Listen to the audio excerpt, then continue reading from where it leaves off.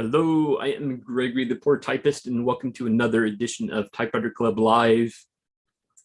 Today, our typing prompt comes from Diane Mayer, and it is, I couldn't believe what I found in my typewriter. So this is going to be a very interesting one. Yes, and I did do my typing prompt, so I'm very excited about that. And we do have a couple people waiting, so let me let them in. Then I have a couple brief announcements.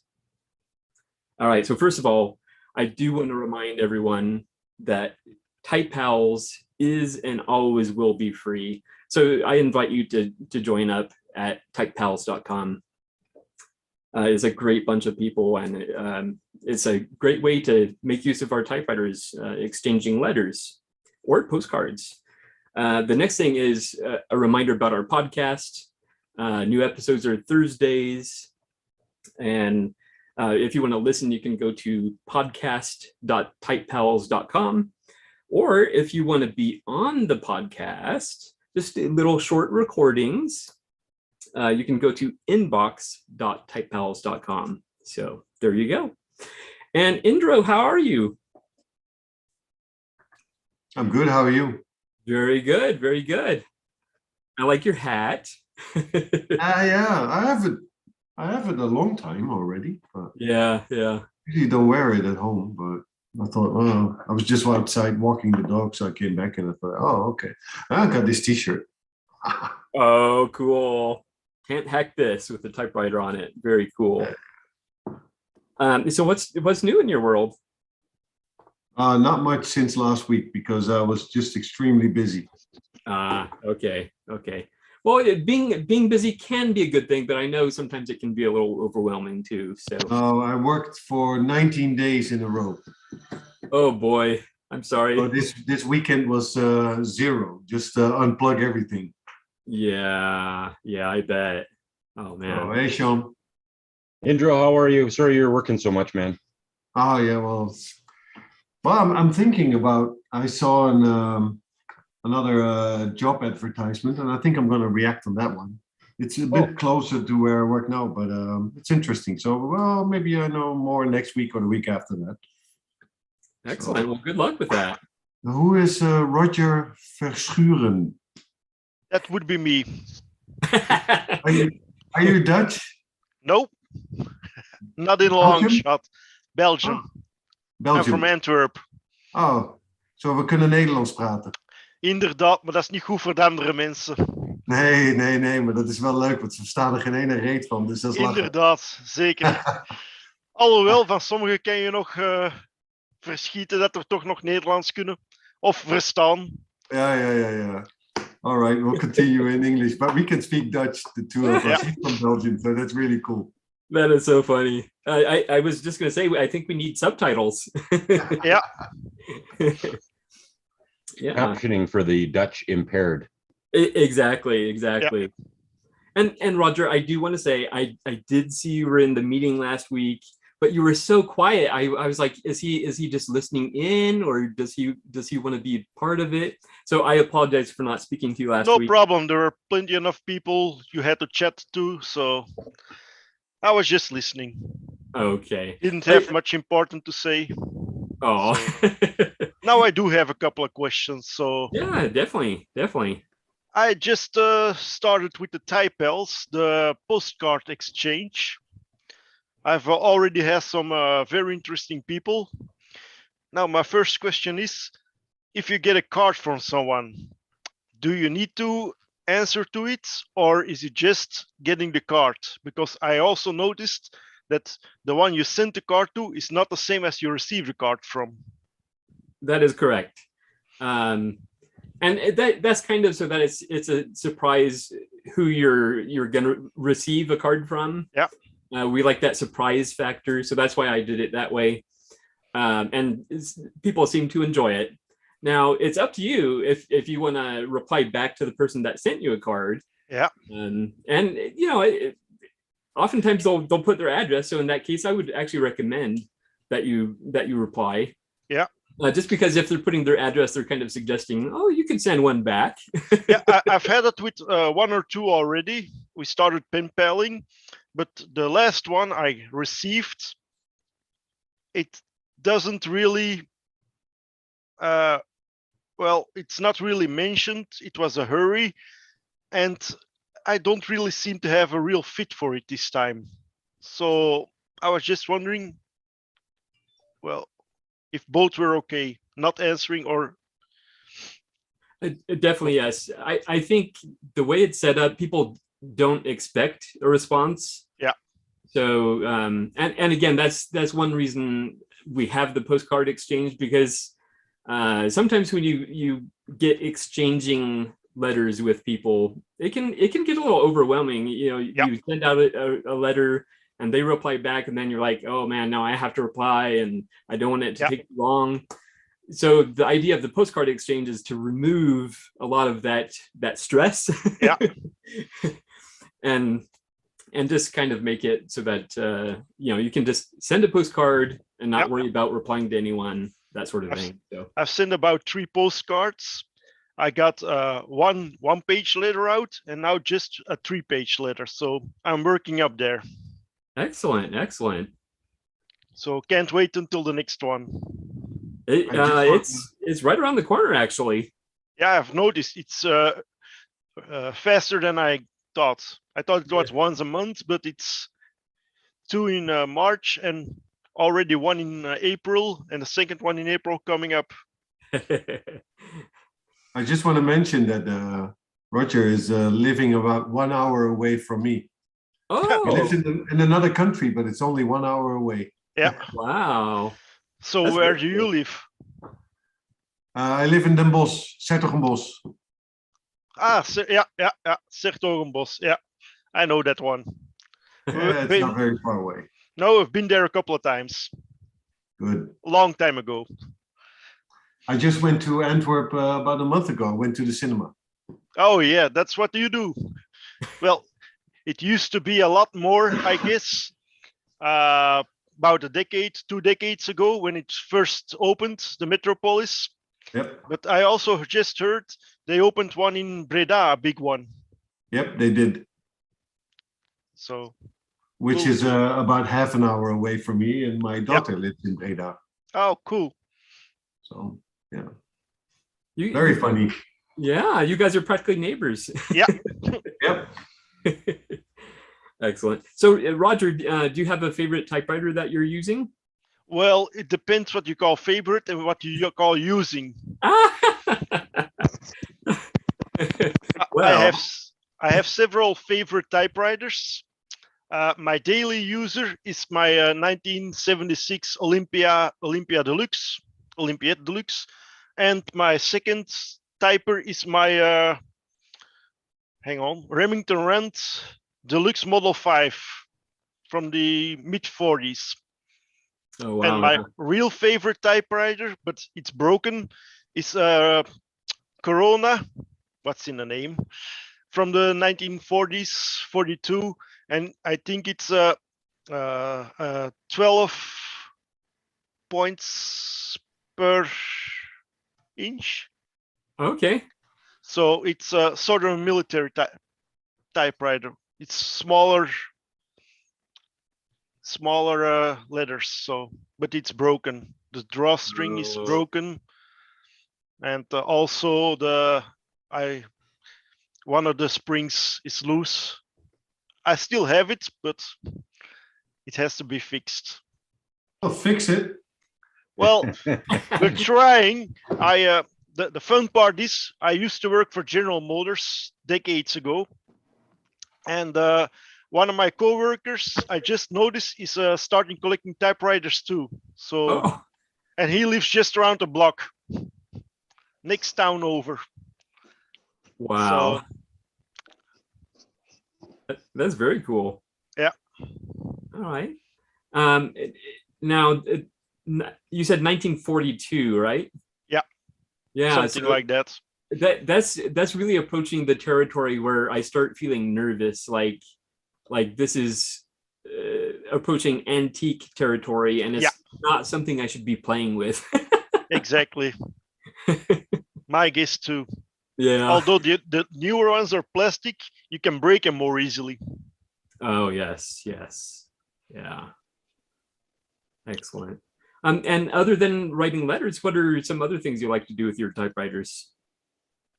That's about it. Look at them, store them in shelves. Well, one on top of the other, because there's not much room. yeah. So that's about it. And I bought way too many for the need I have. And how many is too many? 11. Okay. Okay. Yeah, I that's actually fair. need one. I know, right? So, or maybe two. But I got a couple of disc models, a couple of newer ones. I've rescued about 4 of them. 2 from I work in a high school, so some were being put out in the garbage, so I took them out. And one was from a guy who moved and was in his new basement, and he gave it to me too. So Wow. Excellent. yeah. All right. Well, thank you so much for being here, Roger. You're welcome. Thank you for doing all this. Of course. You're so very welcome. All right. Sean, what are you working on there? Got a new Parker 51 desk set pen. Oh. Nice. Fountain pens, another one of my hobbies. Oh, very good, Roger. Yeah, I think they're inseparable, typewriters and fountain pens. So it's got the the tail back. Yeah. But it came with a nice little Parker. Never been emblazoned. I polished it yesterday because I've been getting good at polishing lately. So yeah, so it's a nice set, but I haven't put any ink in it till just now, and now I'm trying to figure out why it's not going. But it seemed to be Robert okay Oyster. yesterday. Sorry? Robert Oyster. Yeah, and I got a little Robert Oyster khaki because I felt like it's a green day today. Yeah. So yeah, no, it's not Tapping. going right now. Did you rinse it? Yeah, I rinsed and cleaned it yesterday, and it was going in and out of the sack, and everything seemed to be working fine. But I just wanted to leave it dry overnight. Patience. Yes. Patience. And did I show you? Sorry, go ahead. I was just gonna say, you're sure it's not leaking into the barrel, right? Yes. No, it doesn't look like it is. Okay. Because the water wasn't coming through yesterday, so. Oh, okay. I don't know where it's going right now. It's going in there. It's just not coming back. It's not flowing back out through the nib. Because when I squeeze it out, it comes out. So. Are you sure you didn't use invisible ink? Yep. No. It's khaki. Yeah, it's khaki. At least it's showing up it's coming out of it comes out fine. So okay. Well, that'll be a thing. The other thing I got actually last week, I don't know if I showed it. Did I show you my snorkel? I don't believe so. Okay, so yeah, the snorkel.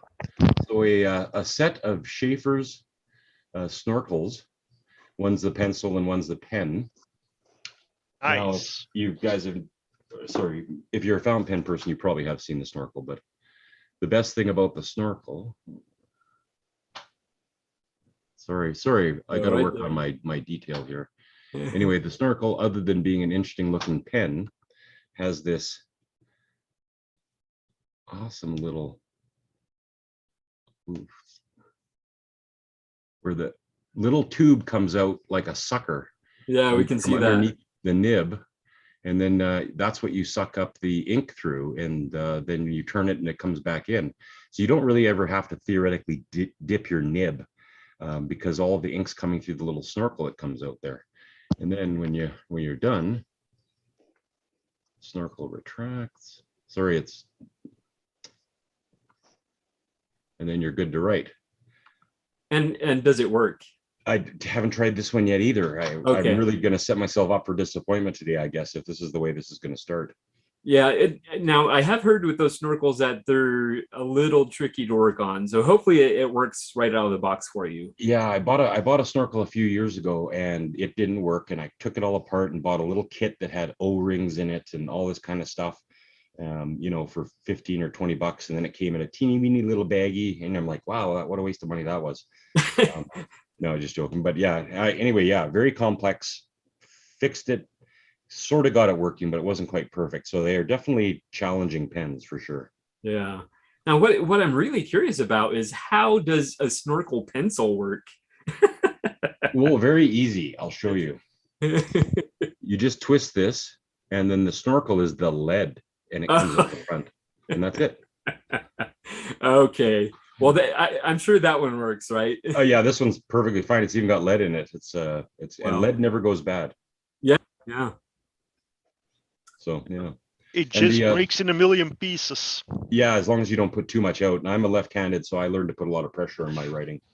But the person whose initials were engraved on this was HEL, one L short of hell. Yeah. Anyway, yeah. That's funny. Those are awesome though. And I love that you have the original box. Oh yeah. Well, I haven't brought the other one down yet. I'll show you, but I found a Schaefer's desk set from 1937 or 38, big black onyx with 2 pens, and brand new in the box with all of the original material, the original box for the pens, the base, the big box for carrying, and it looks like it was never used. And so it's got the bar, the antique bar sort of thing to fill it. And every time I've gotten one of those, like this one here, the sack is gone, right? This is a Schaefer White Dot Lifetime pen. But every time you have to replace the sacks because they all fall apart from the ink. This one's never been inked. The sack is still pliable. And so I'm a little interested in trying it out, but I'm a little scared that the rubber will give way because it is 85 years old or whatever now.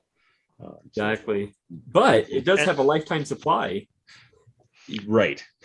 Or a lifetime guarantee, rather. Yeah, lifetime guarantee that only lasted for 10 years before the court said, you can't do that. That's unfair. Competition. So then they just used the name afterwards after. Yes. But the rubber sacks are still easy to find, I thought. They are. It's just, again, Roger, it's sort of the getting into it, doing the repair, getting the bar back in there. That's the only fun stuff. Yeah, I know. I don't have that quality and type of pens. I just have 2 real vintage pens. One is a Conklin school pen or something, and the other is the 1950s Pelican 100.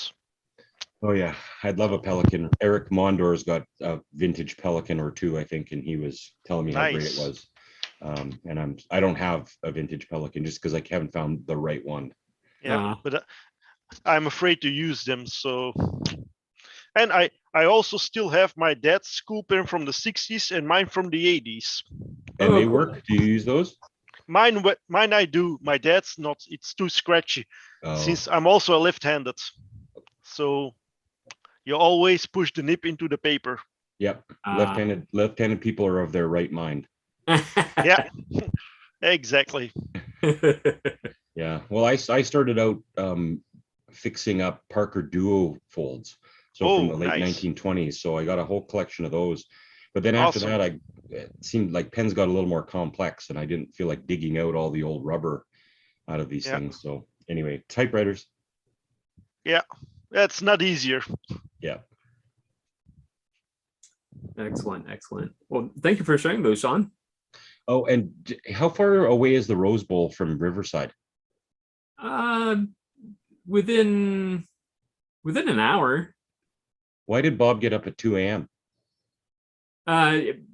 Probably to get set up and okay. Yeah, because it doesn't take that. Well, I guess if there's traffic, it could take a lot longer, but I wouldn't think there'd be traffic on a Sunday though.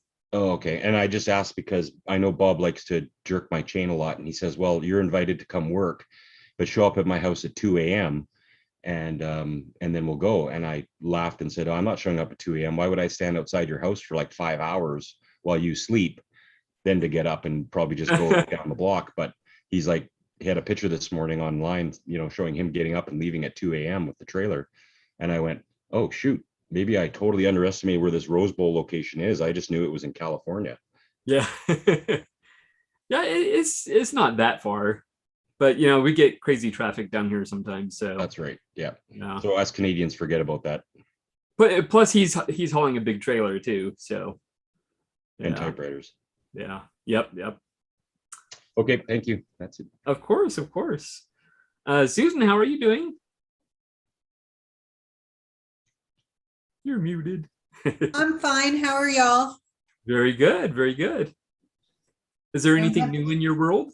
Nothing really. Oh. I went estate sailing this week and I did find some great vintage paper, but no typewriters. Okay. I collect a lot of vintage paper, and now that I'm having the type in, I wanted to bring some paper for people to try different papers too, the people that are more into typewriters and maybe have typewriters. So I did find some great vintage paper. Unfortunately, a lot of people who run estate sales think paper isn't worth very much, and I'm sure they throw out a lot of paper. But I found some really great Crane paper that has long been discontinued and is, I guess, pretty valuable if you trust eBay and Etsy. Yeah. But I use it. That's what I use. I don't use printer paper. I know you can, but I don't like the coating that's on it. I like the older papers that tend to hold the ink better. Yes. Excellent. And let's see. It was just the one brand that you found, or? I found two brands of paper. I found Crane and I found some Gilbert paper as well. But yeah, I found some paper. Okay. But I found a lot of great deals at estate sales around here, particularly if they don't put in their information that they have a typewriter, then there's no competition. It's you just walk in and, oh, it's a surprise. Like the typewriter I have in front of me today is an Olympia SM9, and I paid $21 for it at an estate sale, and it's perfect. It just had the carriage lock on, and so nobody was able to use it, so it just sat there, and I got it for the half off at the half off day. So, and it's got a lovely modern elite typeface, so it does have an unusual typeface too, and I didn't have to do anything except just give it a cursory cleaning, and it works perfectly and has become one of my favorites. Oh, that is so awesome. And you got the defective discount. Yeah. The carriage lock discount. Yeah, but the good news is kids weren't able to play on it and break it or anything. Yes. I got there, so that worked out well. Very good. Mhm. Yeah, that's exciting. Yeah, And how are things going for the planning the type in? they're going well. I think that a lot of people have said they're going to come, so that's always good. And I've had a couple people reach out and tell me that they would help me with setting up, so that's good. So it's not till June, so we have still plenty of time left. But yeah, it's exciting. I need to put it on your new events calendar on your new website thing. Yes, typecoop.com. Yeah, I haven't gone on that, so that's a great idea. I hope so. I hope it catches on, because I like the idea of all the typewriter resources being in one central location. So yeah, hopefully it works out. Well, there's a lot of resources, and I try and use them all. I mean, just this week, someone posted on the SG1 group that they had just gotten an Olympia SG1 and they wanted to know where they could find information. And of course, I referred them to the Antique Typewriter Maintenance group. And then I said, and you can get the SG1 Repair Bible. as well. And if you need it really quick, you can get the download rather than ordering the hard copy. So, a lot of people, because this hobby has grown so much and there's so many new people, they don't know where to even find the resources. Exactly. Yeah. So So that was, it would be good to have that one reference place where you could at least figure it out. I go every time. I use the Antique Typewriter Maintenance Group a lot. When I get a new machine to me, I go and I look it up and I read all the posts that I can about it till I'm just sick of it. And it really helps me figure out if there's a particular thing that is common to a type of machine. And a lot of times you can figure out how to do it. Even if you're not a repair person, you can at least get things running. yes. I'm not a repair person. Yeah. Yeah, me either. So yeah. Yeah, but I'm very excited for your event, and I hope it goes really well. And I'm glad that you still have plenty of time to get it set up and promote it, and hopefully it's being held at a library, correct? Yeah, it's being held at a library, and and it's really nice because our library here in my town, they have their program room at the very front of the library. So it's like before you really go into the library, which is nice because then if you're a little bit noisier, it doesn't really matter as much. Plus, awesomely, there's a kitchen attached so we can have snacks and water and stuff like that for people who are there all day. Yeah, so I'm really looking forward to it. Yeah, that's gonna be great. So, and the library itself will do its own promotion as well. That's correct. And they seemed very excited that I was going to do something like this, and then hopefully if it goes well, we'll be able to do it, like I said, every 6 months or so, maybe, or Yeah, at least annually would be great. at the very least, yes. Yeah. Very cool. I'm very, very excited for you. So that's Thanks. yeah. And anything else new in your world? No, not really. That's about it. Okay. Well, thank you so much for being here. Oh, thank you for having us all. Robert, are you new to the Typewriter Club Live? Well, I hope you can understand me. Yes, it's my first time here. Welcome. Hello from Germany. Yes, it's my first time here. I found this site last week or 2 weeks ago. I'm collecting for about 1.5 years now.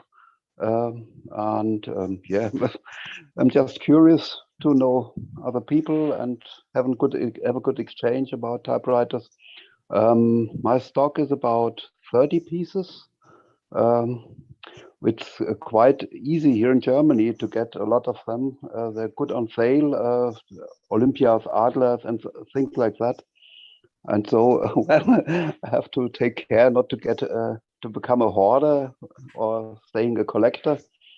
My curve is now a little bit flattening. First, there was a big enthusiasm, and from all around they came around to me, and now I'm just calming a bit down. And one of my main interests is also to use them. So every day, one small written side or page is my diary, or I write letters I found on typeballs. I found someone, and I've started to exchange, and so I'm open to see what comes, and it's a great hobby. And everyone I'm talking about typewriters say, "Oh, great!" And sometimes, "Oh yes, I know someone who has a typewriter you wanted." So it's like an avalanche coming to use, and well, it's great.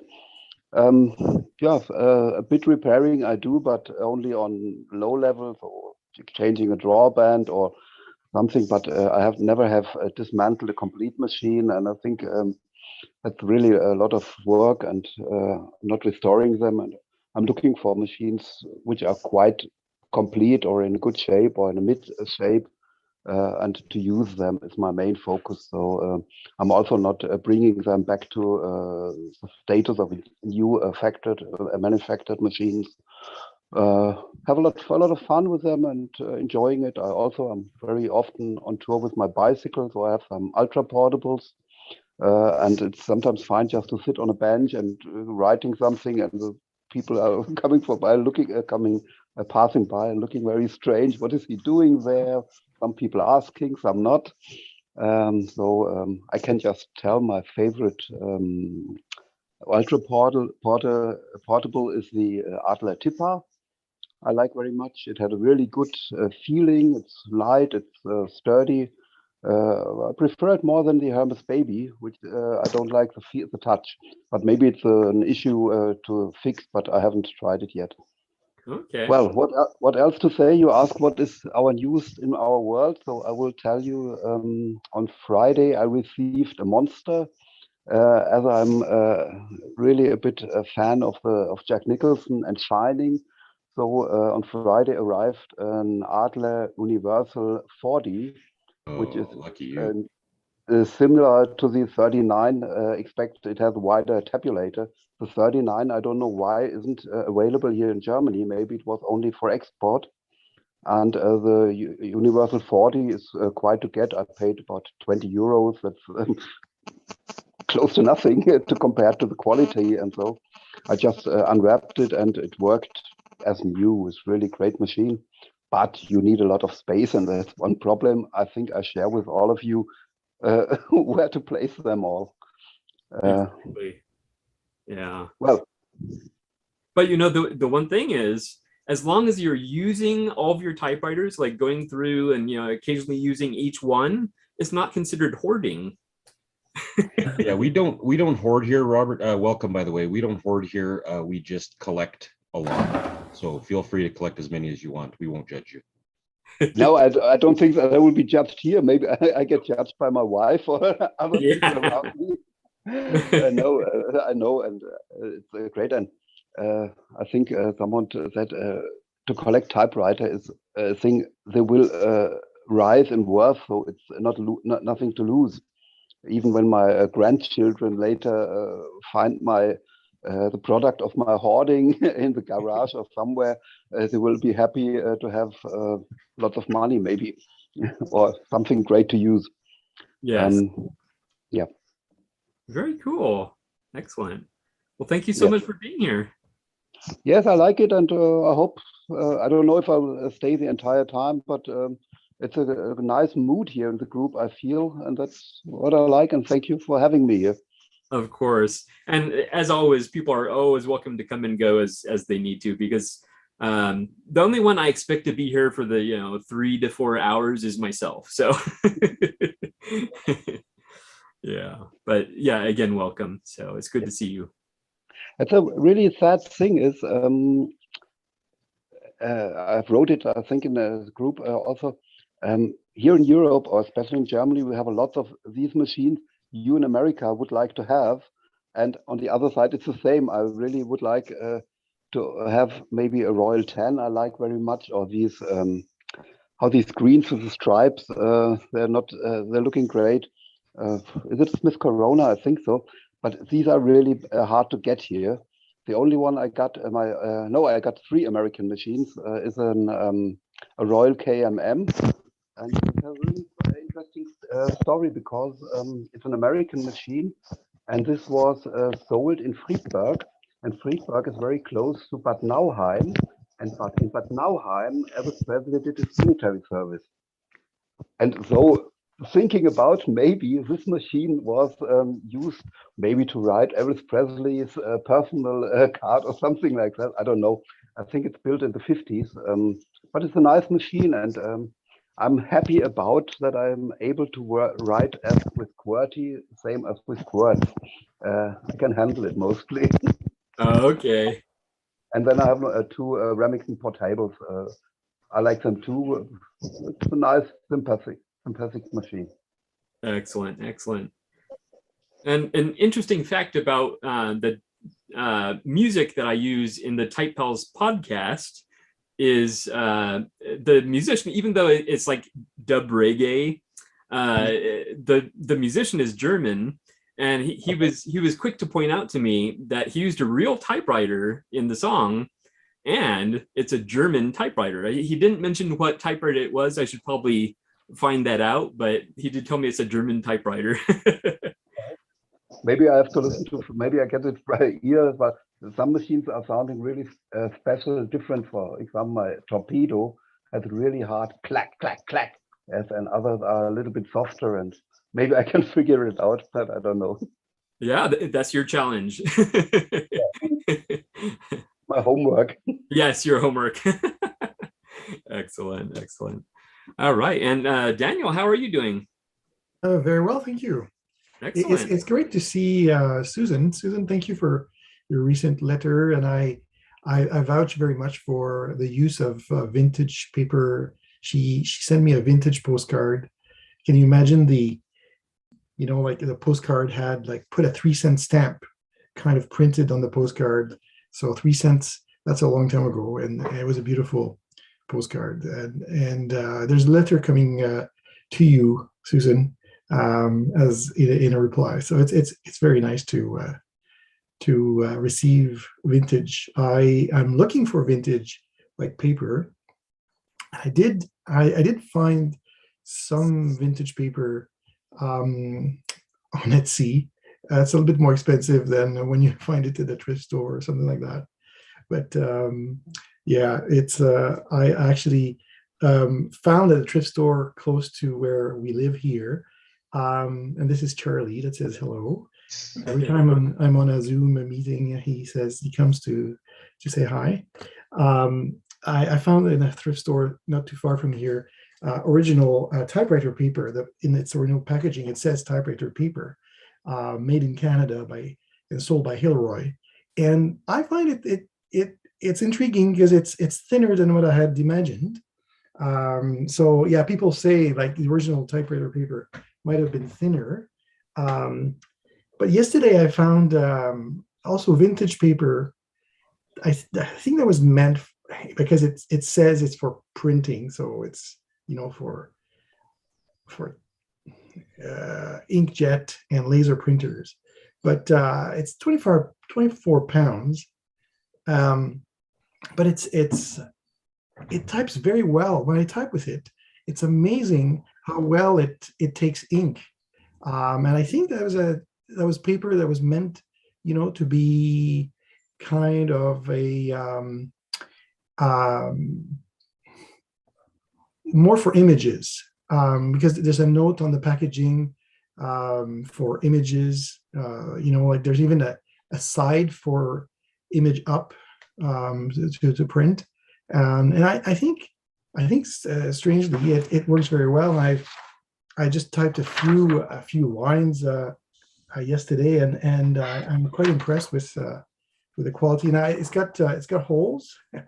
I don't mind the holes. It's actually makes it easier to file sometimes.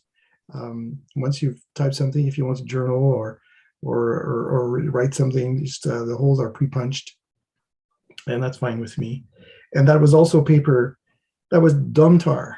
That paper was made by Domtar, which is no longer a business that's around. It's just been renamed and bought and acquired, but the name itself is not around. And so that's quite a lot of old paper. So I have quite a stash now of vintage paper, in addition to vintage airmail paper, which is the first vintage paper I ever found. Was vintage airmail paper, blue in a pad of 200.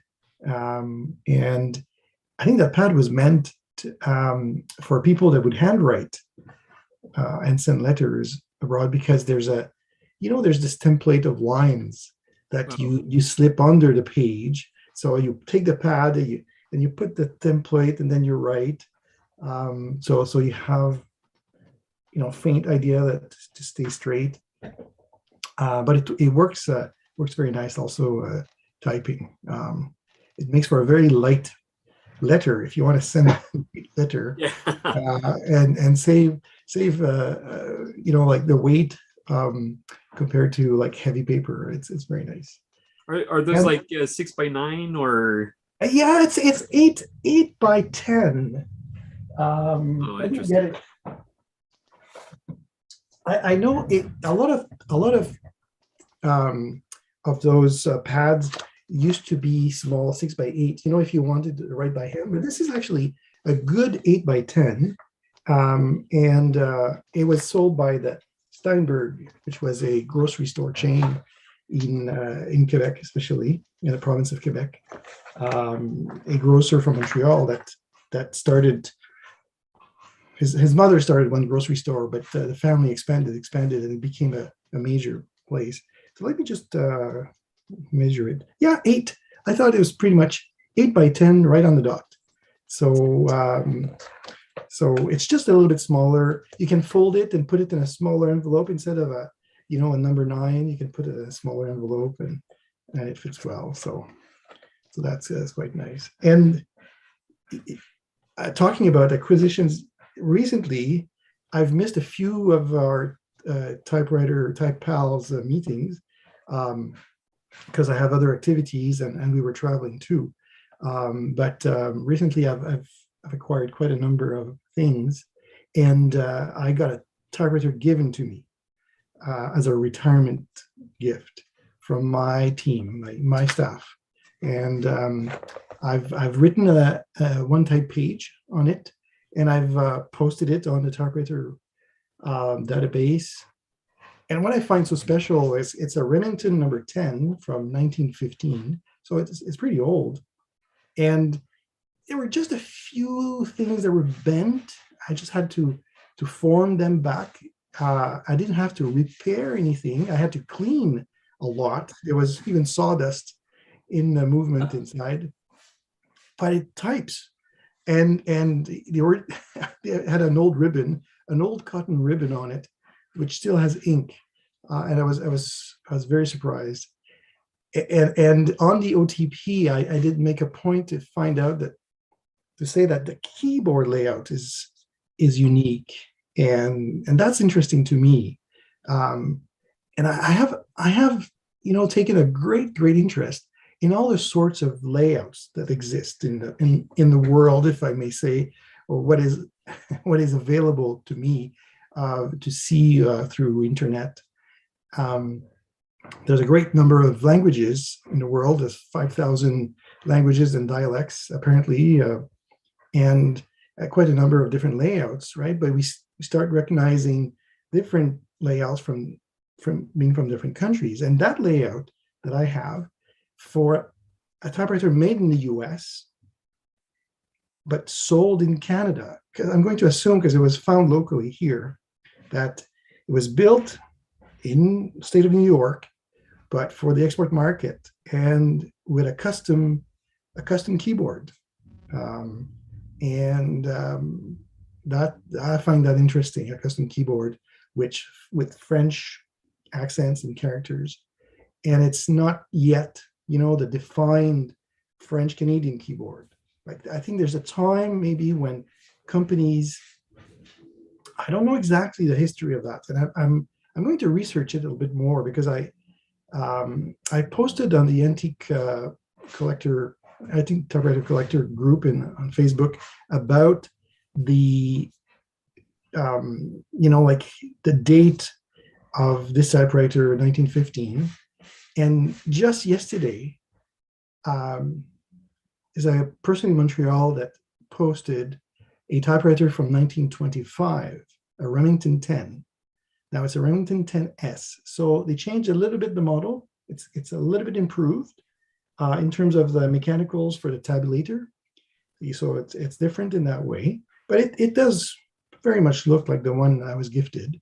And that one in 1925 has the definitive French Canadian keyboard, the layout, where you find the keys to expect exactly the same as what I have right now on my computer, in my keyboard for my computer. So somewhere between 1915 and 1925, like a keyboard was adopted, and Smith Corona and in this case Remington and others kind of settled on that on that keyboard. So for me personally, it's a very small market. So French Canadian is a very small market in the world, but it's part of my heritage, part of my culture. And I'm interested in that. Just like, in France, they have AZERTY, they have their own keyboard, and which was used in other countries as well. And the Germans have their own, and the Swiss have their own. So all these interesting keyboards, it would be nice to have some kind of research, or somebody that would be able to search for all the information. And maybe it's going to be me, but I'm not much of a researcher. But I must say, I'm not much of a researcher. But I think that would be an interesting, at least to write an article, maybe for etc. or something like that about keyboards. And I haven't found a lot, but there's a French collectors club that has written, and it's on the internet, quite a lot of history about the French keyboard. So they seem to have the correct dates for when it was adopted, and so on and so forth. And even in the fact that nowadays there's a debate in France to change the keyboard, like from a day onwards, where there's a new standard layout that's going to be adopted for France. That is not a Dvorak, but something more similar to Dvorak, and not AZERTY. So they're going to move into more of that kind of idea. So I don't know if it's going to be voted favorably or not. I don't know if that's going to be, like there's too much opposition to the status quo. But if they do change the keyboard, that would be like a major change from the past to, drop what has been used for 100 and something years to finally something that maybe reflect more the influence of the computer keyboard and its speed of typing or something like that. So, Wow. That's very interesting, because we in Belgium use AZERTY too, but I don't know what the other keyboard is you were talking about. I've never heard of that before. Well, I can repeat what I said. So AZERTY, and you see in France and Belgium, and in French Belgium, yeah. Dutch and Belgium too. Western Africa too, yeah. Dutch Belgium. Dutch Belgium is different. Yes, I guess. No, it's AZERTY too. AZERTY as well. Okay. And well, here in Canada, like that's why I talk about the French Canadian. Well, you can look in the Typewriter database under my name. You can see my name on the screen, and almost all of the typewriters that I've posted on the Typewriter database have French Canadian keyboards. So I've documented that. Yeah. And sometimes of all of the typewriters in one certain model, I have posted the only one with a French Canadian keyboard. So you have really to look under my name. And how can you do that? I'm sitting in front of the Typewriter database now. So how can you search on your name? No, I guess you can't. Can you? Yeah. Does anybody? I think you search by model, and that's typically how you find it, unless you're logged in. And I don't know if you can do it then. Okay. Because I come across you, Dan, when I'm just looking for certain typewriter models, and you happen to have one. Yes. Okay, that's a good point, Sean. So let me just tell you, I have an Olympia SJ1 that is in the list of SJ1s. It's one of the last one, if not the last one, like the most recent. Yep. And that one I have photos. So that's how you'll find me. And if you want to see some of my other typewriters in my collection, then you can, from looking at that one, you'll be able to see others. Yeah. Yeah, they would just look at your gallery, right? My gallery. Yeah. Thank you. That's exactly what it is, Greg. Yes. Dan, you talked about a lot of things there, but going back to the French Canadian keyboard, Quebec was an industrial powerhouse in Canada for a very long time in the 1800s and early 1900s, and Royal operated their typewriter factory out of Montreal. So I think when you find the first typewriter factory started opening up in Montreal, within a few years, you'll find the French Canadian keyboard came out as a standard and was adopted by everybody, because Quebec was a very large market and a very industrial market back in the day. So I think you'll find within a couple of years of probably the Royal factory opening up in Montreal, or one of the earlier ones, that's probably when that keyboard was formalized. And that's why you guys are so special, you know, compared to the rest of the world with smaller cultural groups. Well, thanks. I've been trying to look at like the location of where that original plant would have been in Montreal. I got the address on the back of a typewriter. I'll find it. It's That'd be great. yeah, Rue Bertrand. Oh, really? 23-25 Rue Bertrand. Approximately. I'll confirm. I'll go find the typewriter. Sorry. Oh, yeah. No, that's interesting, because it makes sense. That would be close to the Lachine Canal. And is that an industrial area? I assume that was an industrial area. Yeah. Like, so Lachine Canal starts in Montreal, so the name is Lachine, but it starts like downtown, like to go around the rapids, you know, for navigation. But oh, that's interesting. And I must say though, that a lot of those businesses, a lot of the business needs for typewriters in Montreal in particular would have been English, even at that time. Yeah. So there's quite a number that might have come out of the Royal factory with a QWERTY English, you know, type like keyboard. Absolutely. I think I've got a couple with the Montreal address, but a QWERTY keyboard. So yeah, I mean, that was the center of business though, right? In Canada. Yeah. Montreal and Toronto. Yeah. So Sean, I just can't believe that you remembered the street name. Yeah, I know, Jay. Sorry, it's one of those weird things, you know, when you get into typewriters, certain weird, useless information that I never get paid for sticks in your brain, whereas I can't remember what I'm actually supposed to do at work when I'm at work. yes. So I have kind of a photographic memory, but yesterday, you know, I talked about the 1925 Remington yesterday, and the person that was selling it on Kijiji, which is a free posting service that we have, advertised it as made in Montreal by the Acme company. And I wrote to him and I said, oh, you know, like, it's a beautiful typewriter that you have. It really is in great shape, but it really should be, it's worth advertising with the correct information.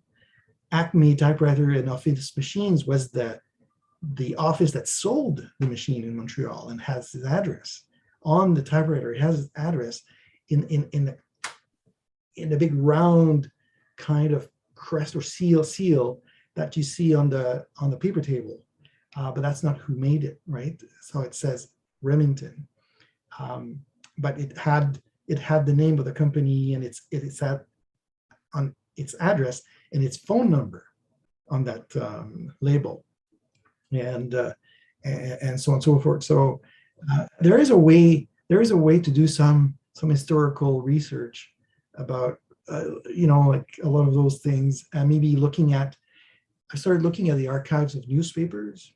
So all the newspapers have been archived now digitally. Yeah, you can search, but if you search, it's difficult to find, you know, if you say typewriter or in the equivalent in French, it's difficult to find it. So you have to comb a little bit the newspapers to find ads. And when I do find an advertisement, the image is so small, you can't tell whether, you know, like the keyboard would be, you know, in French. But if they're advertising on a French newspaper, French language newspaper in Montreal, then it kind of means that they're going to sell typewriters for francophones. So definitely. So there's a lot. As a librarian, Greg, I think you yeah, you'd have a lot more tricks about those searches than I. Um, but I think it's easy enough to, with archives, online archives, to comb through them. But it's kind of searching. You have to search. It's not easy. You say you're not good at research, but it sounds like you're doing just fine to me. So, Well, thanks. I'm just starting. I should document it. Yeah. yeah. That is really interesting. Definitely. And is there anything else new in your world?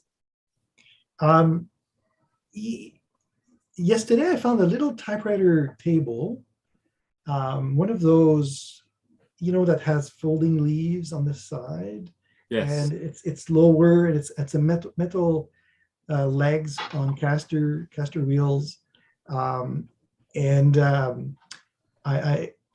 went to buy it. It was also advertised locally, and I went to get it yesterday, and I was chatting with a guy, and he had like the whole history of the table, and that was fantastic. He got it in 1974 secondhand from a surplus store, and he did his bachelor's degree, master's degree, and PhD.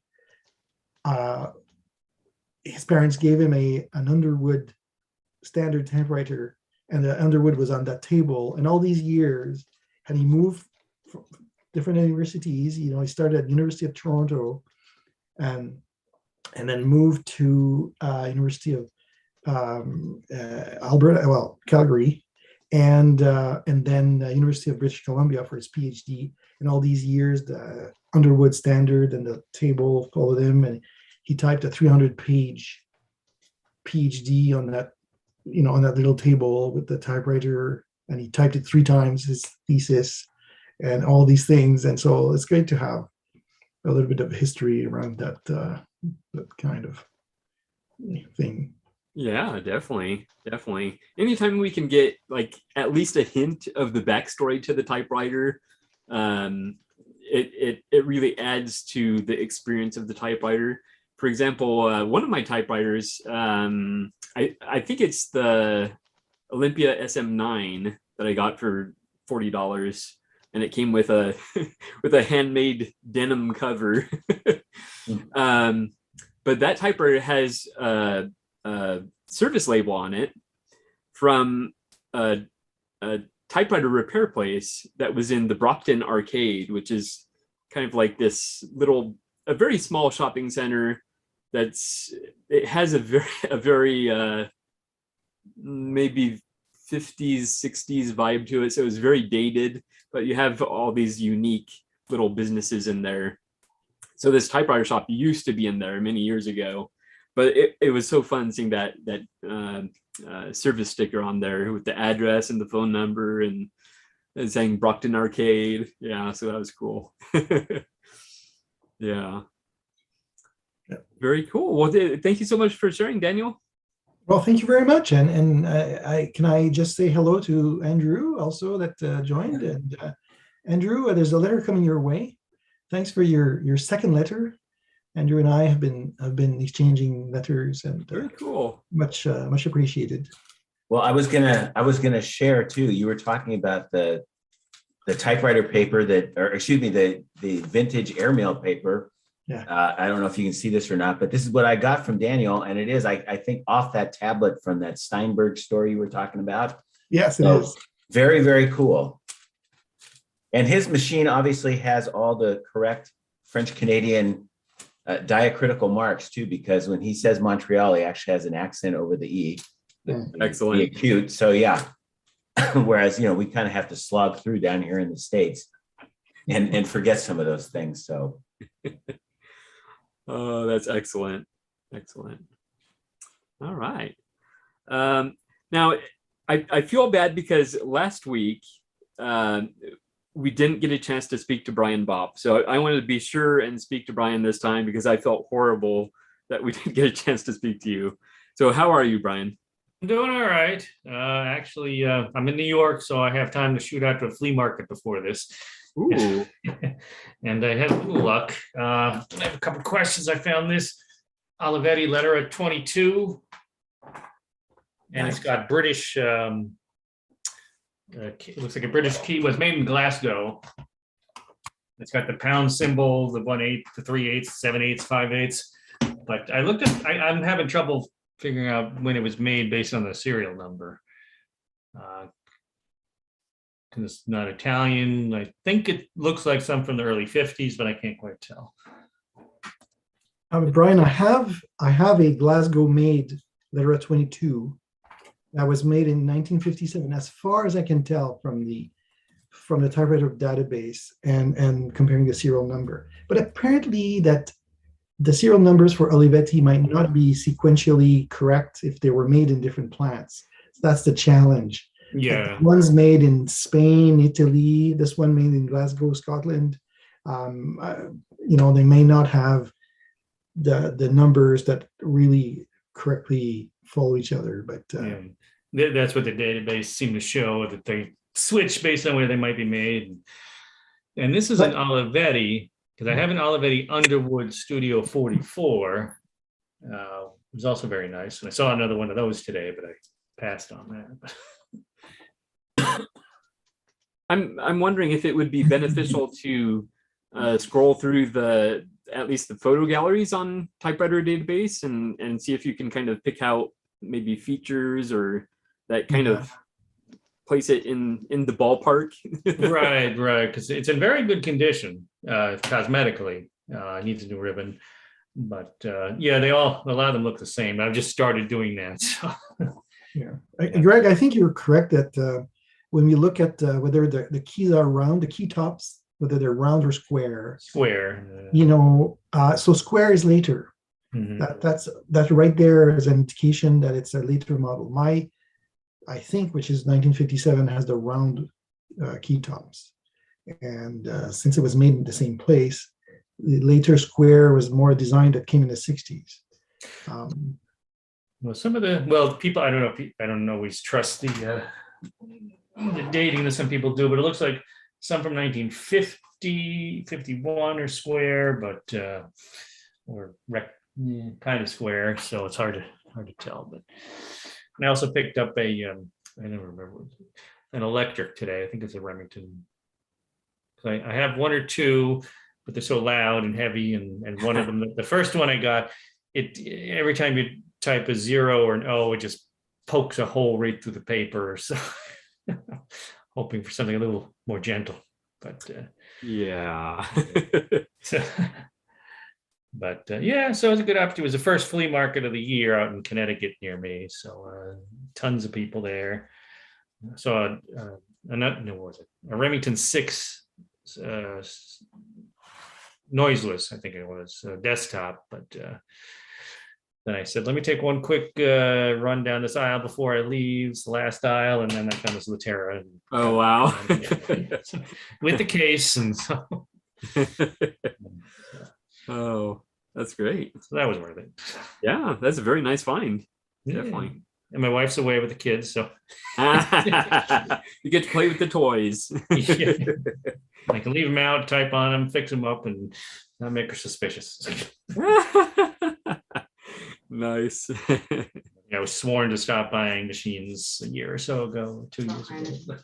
Oh, okay. I should say, not time, but about 10 machines ago, I was sworn not to buy anymore. As long as you do it gradually, it's okay. Yeah. But I try to use, the machines. And, Yeah. And anything else new in your world? Not much. Okay. What have you been typing lately? I have been not so great. I have been maintaining since 2 years ago what I call a COVID journal, which is 100 and something pages now, all typed. Mostly diary, but trying to reflect more on that. But just some correspondence and letters. I seem to have had no energy lately, just to, until I get home. But this is mostly letters to people. Sometimes I alternate and hop on the computer and reproduce a Western Union telegram too. So. Excellent, excellent. Very cool. Well, thank you so much for being here. Yep, thank you. And Jason, how are you? I'm doing good, thanks. Excellent. We didn't get the chipmunk voice this time. Yeah, I don't. Yeah, it's just whatever I plugged in the right way, I guess. Yeah. Anything new in your world? So I have something new from yesterday. I was out with my wife and we walked by. It's kind of like an antique store, more like 20th century type stuff, though. And it's on the Danforth near where I live here in Toronto. It's called the Handwork Department. And they have, I've bought some typewriters there over the years because they used to get the occasional one. I bought like this really weird looking thing called a Speedwriter that's actually like a Silver Psycho type of thing. And it was kind of beat up and everything, but it typed fine, and it's my daughter's now. And so they had a rather nice selection when I was there yesterday, and I couldn't leave without getting this. Uh-huh. Oh. So this is all plastic bodied, like the shell is all plastic. It's got the Commodore name on it. So I grew up with like Commodore computers, like Commodore 64 and that. So I like weirdly branded stuff. And for those that don't know about the history of Commodore, started by a guy named Jack Tramiel, who started Commodore in the US, but he actually was an Auschwitz survivor from World War II. And before he became more famous with the computer stuff, they had like office stuff, and then they moved into typewriters. And basically what I was aware of from Commodore was that in the 60s or maybe the late 50s, they started to import console parts. So they would get all the parts from Europe, and then they would build the things here in Canada, and then they would sell them all over the place. But this one, so I've had a couple of console Commodores before, but I've never seen one like this. This looks later because it's got the plastic body and everything. And I know Commodore didn't really make their own thing, so I don't know what this is. Jason, it's probably an Erica 10. So by that time, Commodore started purchasing Ericas, or there's the other one, the other German company. Anyway, they sort of went off consoles at some point, and then they started buying the Erica versions, and that looks like the Erica branded one. So I finally got an Erica. Wow. Indirectly, yeah. Commodore. Sean, are you thinking about Aztec or the other company? Yeah, the same, Erica, the same company that was doing Aztecs for the US market. Okay. But this is their later body style, and they merged with somebody else at some point because it's an Erica or it's something else, and I can't remember offhand. Sorry. But this one is it's like new, like it's, I don't know where, like it hardly looks like it was used. Like the case is in really, really good shape. Like you can see the fabric and everything is like untouched, more or less. Keys There's are not a lot of wear even on the handle and stuff. Optima and Erica sort of got together at some point because they use the same body style. Sorry. That looks like an Optima case. Ah, okay. Yeah. So that was my find. I'm pretty I've never bought a typewriter that's as old as this that looks as new as this. It's shocking. Usually I buy junkers. Yeah. We're shocked for you. But the platen is hard as rock. Like it is really hard. Like it's as hard. It's so hard. I would have thought it would have been built in the 40s. It's so hard. Oh, maybe the rubber has a high quality or something. Yeah, that was my thought. Yeah. But still a great find. So yeah, definitely. Now, do you enjoy it enough that you would consider recovering the platen? Well, I'm only like a day in, but I'm really liking it. It's got a nice smooth segment shift, and I'll live with it for a little while, and then I'll figure, is this Is this going to stay here? I just love the that Commodore logo though, like that they call it the chicken head logo, and I think I would have a hard time getting rid of this one. So I may have to redo the send it to JJ Short and get it recovered. Yes, yes, excellent. Yeah, I would be quite surprised to find a typewriter with the Commodore name on it. So I had no idea that they were putting their name on typewriters. Yeah, I don't know the lineage, but I think they did it for quite a number of years. Yeah. And then they moved into calculators. So they did manual calculators, like mechanical calculators. And then they started to do like pocket calculators, electronic ones. And that's kind of how they got in the computer business, because they ran into an issue with what's the big calculator company? Texas Instruments. Texas Instruments, yeah. So Texas Instruments didn't want to sell them the little processor chips anymore, or they were going to increase the price. So Commodore bought a company called MOS, and that's what really gave birth to the whole computer industry, because they said, well, we got a chip company now, let's do something else with it. Yeah, yeah. So it's the Erica 3040 series that is that typewriter, which Optima also made as the Optima M. Anyway, Cool. for Thanks, further Sean. research for you. Yeah, cool. there you go. Yeah. And might I just say that there's quite a number of those Commodore on the market. Like still, it's not rare for me to see them here. Well, No, Robert was yeah. talking about sort of how he doesn't see certain stuff that we see. It's amazing to me how even in the day of eBay and all this sort of stuff, typewriters are still very regional, I find. And Canada, we tend to have more Commodores just because I think they were primarily based here for a long time until they expanded more into the States. And then they got, by the time they were doing computers, they were huge in Germany and England and elsewhere. But for that period of like some length of time in the 50s and 60s, maybe they were pretty much Canadian. So we probably have more of them in Ontario and Quebec than anywhere else. Yeah. Okay. Yeah, that is interesting how each area kind of tends to have certain typewriters, because as we know, typewriters are being transferred all over the world now. So as people are in the buying craze and buying typewriters from Germany and wherever else they are not residing, so I imagine the bigger they get, the less likely they are to travel, though. That's true. Probably a lot Unless easier they're to send a super special. Skywriter than it is a big Underwood or something. Very true. Very true.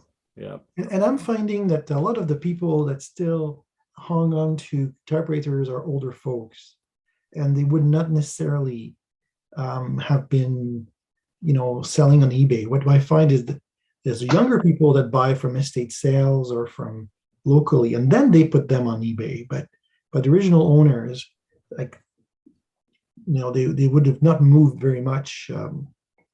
It's an assumption. I don't know for sure, but I'm just saying. I think that's a pretty good assumption. It makes sense to me anyway. Like just looking at the camera right now on Brian's camera, that I think that's an Underwood there. I would hate to see what it would cost to ship that overseas. Oh yeah. Yeah. Bum, bum, bum. I love that. The shape of that thing it's very nice. It's pretty. Brian Good is extremely good at sort of segueing some really nice images into our conversation. I know, huh? Stuff like He's like he's just so good at it. He's like setting up new shots and Yeah. I just hate to sit in front of the camera the whole time. Yeah, no, fair enough. Try to find more interesting things for you guys to look at.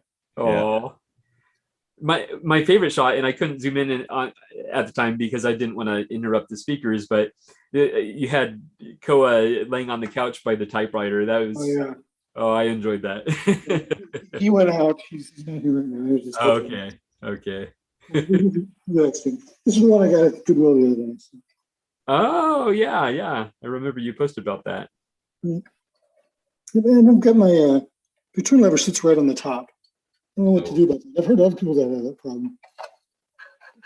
Oh yeah, It yeah. just needs a bit of bent back at the knob side with that that bracket. On there. Yeah. Yeah. Okay. I'm afraid of bending it too far and snapping it off. I know. I'm in the same boat, Brian. I've got a couple that are like that, and I'm a little too afraid of getting in there with even with pliers and doing it lightly because I'm afraid I'm going to break something bad. Yeah. I know, Bob. Like at the point where the curve is, you can place your thumb there, and you might be able to bend it up just enough because it just hit, just a fraction of an inch. The problem is you need a lot of force because it's pretty heavy metal, and when you're using your fingers, you start to slide and you move back and forth, and then it affects the bracket of the back anyway. Yeah.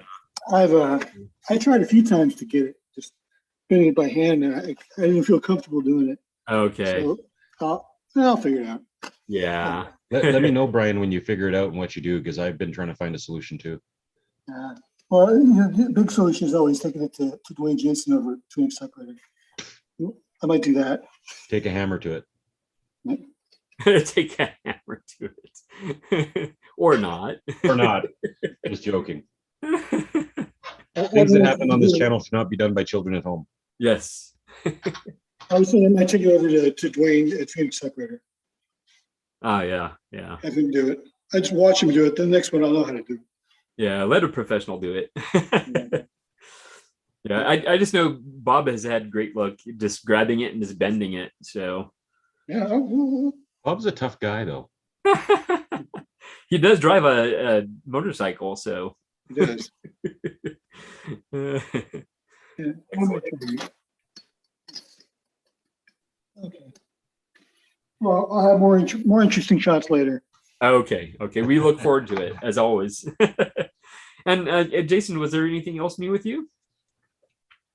No, nothing really else new. I got Okay. the weather's getting warm here, so it's time to start going outside and getting the mineral spirits out and cleaning out some other old ones. But Nice. Very good. Well, you enjoy that. thanks. Meanwhile, down here, we've been having temperatures approaching 100 degrees in Southern California. So, yeah, I thought it was supposed to be spring, but I guess not. We've had Actually, mid-80s up here in Northern California. Oh, yeah. so- My That's wife warm. is visiting her aunt in Calabasas right now. And I've never been to California, so it's foreign country to me. So. Same here. Well, we had snow yesterday, 2 inches of it. Wow. Oh, lucky you. Hey, some people would think having 80 degrees is great too. I know, huh? Excellent. All right, let's see. Diane, how are you doing? What are you up to? You're always up to something.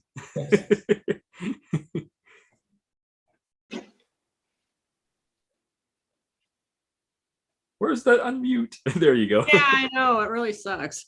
Diane. That's funny. Well, I'm afraid I only just saw the typing prompt, but what prompted me to send the type prompt was this. Let me zoom in on you real quick. There we go. Marble? This is the first thing. This is the first thing I found in one of my first typewriters. It was an LC Smith number 8, and yeah, it's a marble. Oh, okay. That's a I was beautiful hoping it was marble. what was that, Sean? That's a beautiful marble. I would have fought for that on the playground in kindergarten. Yeah, no, it's a pretty purple, and I don't know. It's like I'm looking. I was looking for the serial number. I was having a terrible time finding the serial number on that one, and it wasn't in any suggested places. Oh. It turned out it was kind of like behind. It's like looking at the front of it. It was kind of like underneath behind the front plate, and it's like, what? Yeah, I'm getting ready to send some platens off. and feed rollers. And so therefore I have a pile of parts. I have some feed rollers and some platen. Wow. How many platens do you figure you've sent to JJ Short? I don't do it, I don't do like a buttload. How many do I think I've sent? Well, I know I've sent probably, I don't know, 1, 2, 3, 4. I don't know. I have not hit double digits yet. Let's put it that way.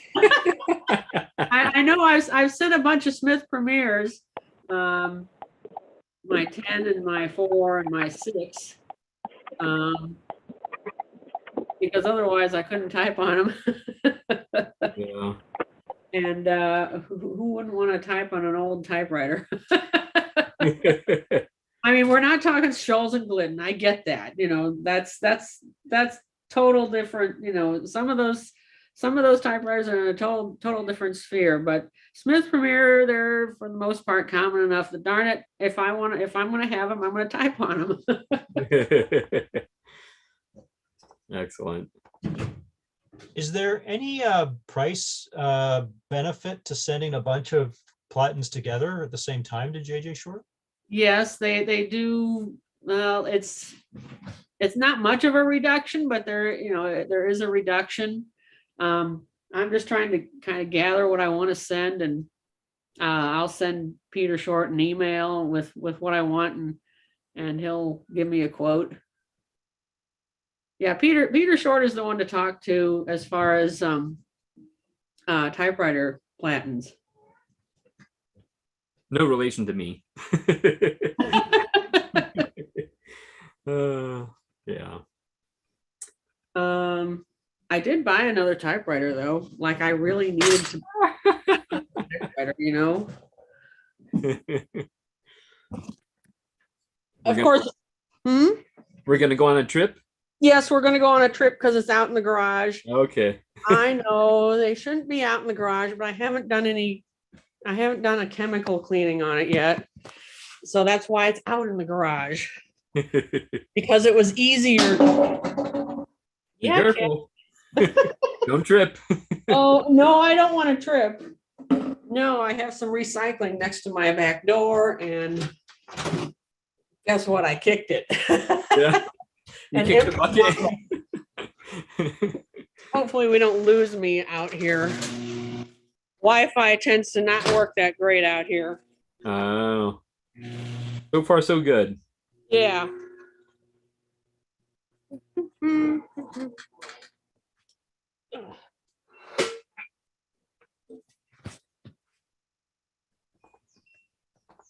Obviously missing the platen because I just showed it to you, but Wow. That frightens me. that frightens you? Yes. Well, it's just a little dirt and gunk. Oh man. A tweezer and a little bit of glue. No, I don't know. I hate to say I looked at a scale and saw something different, but I looked at the top scale and saw something different, and I'm like, I gotta look into that. And it turns out that this machine, or that the previous owner of this machine was, they were like in the process of moving, and this machine's been in the garage for 20 years. Okay. It's like there was a couple of there were a couple of type bars. Yeah, I can't do squat for camera on here, but anyway, there were a couple of type bars that were sticking up yesterday that I managed to get them. I managed to get them to lie flat like they should. So there's even a little sticker.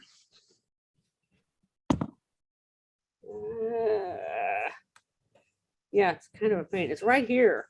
Oh yeah. Yeah, it's like Summit Typewriter and Office Machine Service, Akron, Ohio. So, And the decals are really yeah, if I ever get into movies, I gotta be able to see what the heck I'm doing, you know. It's hard to do that with this laptop. But anyway, the decals are really nice on the front and even on the back. I mean, you know, that's Wow. yeah, that's pretty nice. I'm missing the little paper guide and one of the screws that holds in the card thingamajigs. Yeah, card thingamajigs. These things. I'm missing a nut right there. So anyway, so I have not chemically cleaned this, and it kind of got a little bit of a simple green bath on the one side yesterday because I was out here cleaning the Smith Corona stuff. Because that one's already had the chemical cleaning. So I was just trying to get ready for sending stuff off, and I'm like, oh well, while I'm sending stuff off, I'll send this one while I'm at it. Because I sent Peter a picture of my other Royal 10 Platin, and there's something actually not embedded. There's actually a word that's been, I don't know how it got in there. But it says it looks like it says invincible. Huh. Actually in the Platin on one edge, and it's like he's like, well, I've never seen anything like that, and I debated whether I should send it away and make it go away or hold on to it for now and just whatever. So for now it's staying. But anyway, so yeah, just a little bit of cleaning here. Okay. I say that sarcastically. I really do. Yeah. I need a lot of cleaning out in this garage, but surprisingly, church needed a bunch of boxes to send stuff to Ukraine. So I actually got rid of a whole bunch of moving boxes, which was nice. So it's like, well, that's one mess that I could say, yeah, that actually did create some space. Yeah. And you moved quite some time ago. I know I moved in 2020, but I'm by myself and it just hasn't been the priority of things to do, you know? Yes. So anyway, and you know, other things and family members have taken priority. So unpacking, whenever I get to it. Yeah. So yeah. Well, good luck with that typewriter. Yeah, it's pretty nasty. It looks like the key legends are pretty much okay. It's just really dirty. So yeah. I'm sure next week you're going to show it and it's going to look beautiful. I don't know. We'll see. Not quite. It's not a priority. Not quite. It's not a priority right now. I haven't really decided. I don't know. They're talking it's gonna like start raining, so maybe it should be a priority to at least do the chemical cleaning today. Yeah. Nice and warm so I can get it inside, and then it can be, dirty all at once. Actually, I'm almost out of simple green. It's like, dang, it only took me a couple of years, but I've been doing more cleaning, so I guess it's a good thing to be out of simple green. Yes.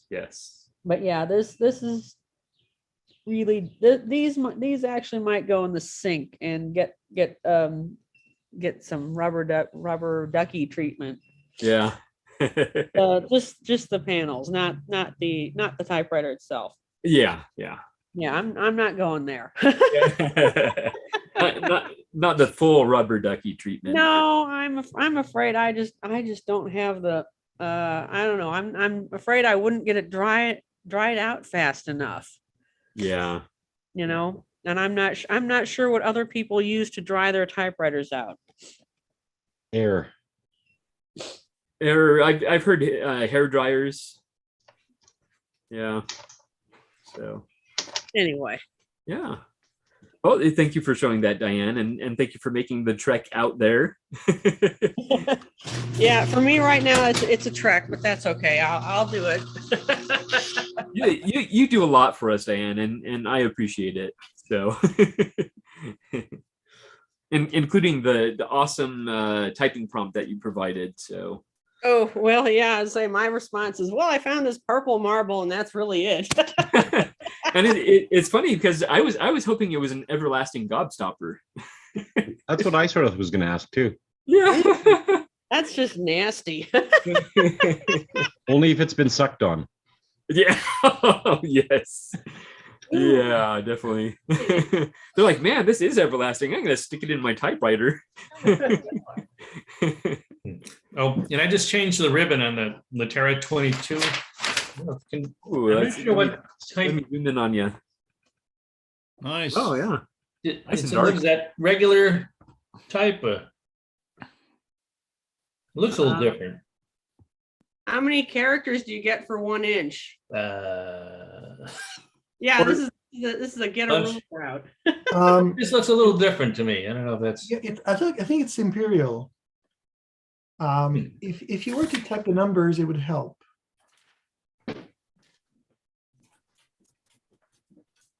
Because they're bolded in certain parts of the. I mean, Sean stepped away from the screen a little bit, but Sorry, I'm back, Daniel. yeah. No, Sean. Brian was showing the typeface of his letterer, and he's going to type the numbers and he's going to show it again. And I think it's imperial. A bit closer, if you can. A little bit close. Yeah, to me it's imperial or Bodoni. Yeah, You're right. You'd have to type some letters out, or not letters. Sorry, yeah, letters. Yeah, there we go. Yeah, it looks like it's definitely an imperial or a Congress in the U.S. Bodoni, it might be Bodoni. I'll have to get mine out and type with it because Finally, something different. Yeah. Yeah. Isn't different typefaces so nice to get? Such a nice surprise. Oh yeah. Well, I've only had. This is the first time I've had anything slightly different. I'm just waiting to have a script one by mistake, and at the flea market I saw one ginormous Selectric IBM, and I was like, I don't want to go down that rabbit hole and start getting the daisy wheel or the balls. They're beautiful. They're wonderful machines. I remember using them, but they're 1,000 pounds. Yeah. Excellent. I'm glad we were able to get a typing sample and at least get an idea of the typeface. So that's cool. Yeah. All right, Joe, how are you? I know you had a nice breakfast. Yeah, I'm always eating in front of people, but hey, it's just like having, if you're sitting together at the table eating, right? Yourself, Of course. My camera isn't actually focused very well, but anyways, I'm focused over here instead of back here. The typewriter is in focus, so yeah, we're that's good. right. Well, I'm using a manual focus lens way across the room, so I can't get up and adjust it. But anyways, well, I'm doing fine actually. I turned my lava lamp on late though. Still warming up. Yeah, and someone suggested if you put a sock over it, it'll heat it up faster. And I don't know. I think that defeats the purpose of looking at it. That's just Yeah. You don't want to get the sock on fire. I know, right? Well, the actual thing is just glass, right? And then it gets me thinking, well, if you take you can't. So there's a metal cap, right? So you can't just put it in the microwave. So, oh well, That would be scary. Yeah. Wow. So I'm doing good, actually. I'm glad I was able to get on this morning. And yeah. It's interesting. As you were sitting there eating your breakfast, I noticed something that you've talked about before, how those standard typewriters, they really form a wall. So you're almost hiding behind a wall. Yeah, I was thinking of when it was like this with a page, it would be like hiding half my face, Yeah. And that's why I changed my camera angle a little bit more to this, right? So Yeah, yeah. Yeah, that's what that SG3 did to you, Joe. Yeah, it did. Yeah, definitely. Well, yeah, this is the KMM, right? So this is the one that I got from John Lewis. And it's been sitting in the corner of the room over here too long. And it ends up becoming a place where you stick papers on top of it, right? Because it's a convenient flat surface. And so I decided, well, it needs to be brought out this morning. I'm glad I'm not the only one that piles paper on top of typewriters. Well, you know, my tables get, my surfaces get all filled, and then you run out of horizontal surfaces. And that's why they invented filing cabinets, because what a file folder is a pile that's turned vertically. It goes from a pile to a file. Yeah, I like that. Anyways. Yeah, so I haven't actually listened to the podcast that you just released, but I want to. I remember we did it a few months ago, right? If I remember right. Yeah, yeah. It was back in When was it? October, I believe. October. Wow. Yeah. It's been a while. Yeah. Yeah. It was great, and as I was editing it, I was just remembering what a fun experience it was. You're an excellent interview subject. Oh, thanks. Well, it's nice having somebody like you that knows how to ask questions, right? Oh, the prompting is real important, you know. Yes. Yeah. Yeah. So you're a librarian, Gregory, obviously, and so I got my abacus exhibit at the public library in the neighboring town of Rio Rancho, and they asked me to do a talk this coming September. So I'm going to be doing that. So that'll be fun. Excellent. Yeah. That's very exciting. Yep. Is there going to be a way? Is there going to be a way to film it? There might be. Yeah, I might be able to set up a camera, even as simple as a GoPro with a shotgun mic on it, and pick up the audio. If the audio is good enough, I should be able to do it. Sure. Yeah. I do that. I'll throw it on. I'll make a video and throw it up on YouTube. Yeah. And your exhibit is stunning. Absolutely stunning. I loved it. Well, thanks. Yeah. Well, it's, you know, most of my adult life I've been collecting those things. So, and you know, I don't buy every one that I see, but I tend to buy more of the Japanese Soroban. Yeah. Now, go ahead. I'm sorry. I'm just saying because of their craftsmanship. Yeah. Now, it probably didn't, but it did the booklet I sent you. Did that make it into the exhibit? Yeah, actually it did. Yes, it did. So okay, cool. I appreciate it very much. Excellent. Yeah. That was a bizarre thing to find in a typewriter case, an abacus booklet. Yeah, that's actually the theme for today, right? Yeah. And I can't really remember finding anything greatly unusual in a typewriter. You know, I found a receipt, you know, for the sale and stuff like that, but nothing really strange. Yeah. I think in one of mine, I think my Royal Companion from the 60s, which is basically a Royalite, it came actually with there was like a registration card. It was partially filled out. But getting stuff like that is like, it's like gold, you know. It's like part of the story of the typewriter. So yes, it is. Yeah, the provenance is what's so cool about it. Now, how many of the typewriters that you've owned, not necessarily that you have right now, but that you've owned in your lifetime, did you have the, you know, little pieces like that of the provenance?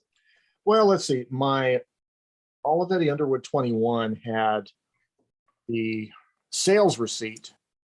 And this, I've told this story before, and it may have been on the podcast, but this was, I bought the typewriter at a thrift store. The lady told me that it was the guy that was a writer. He drove a motorcycle out to New Mexico in the late 60s to be a writer, and he exchanged his motorcycle for the typewriter.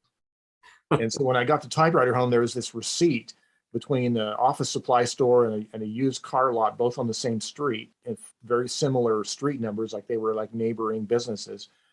And it was dated February 29th, 1968. So it was like leap year day of 1968. Wow. Change between a motorcycle and a typewriter, but I don't know who the writer was. I never figured that one out. Anyways, so there was that, and then my Royal Mercury has the original plastic little shipping fixture that goes into the segment, and the little plastic vinyl sleeve that goes over the carriage return lever, like Wow. things that would have come with it when it was shipped. I think those two is really mostly the ones I've had with anything original with it. Yeah. Yeah. Original dirt, you know. Yeah, we always get lots of that. Yeah. Dirt and grease and You can kind of tell depending on what part of the country you live in, right? If you have a lot of red dirt, yeah. you might be living around western New Mexico, eastern Arizona, along the Continental Divide. Yeah, yeah. So is there anything in the pipeline for your channel? Oh, let's see. Yeah, I got a couple videos planned. I'm going to do, Ted actually suggested that I should do a video about my writer's bag.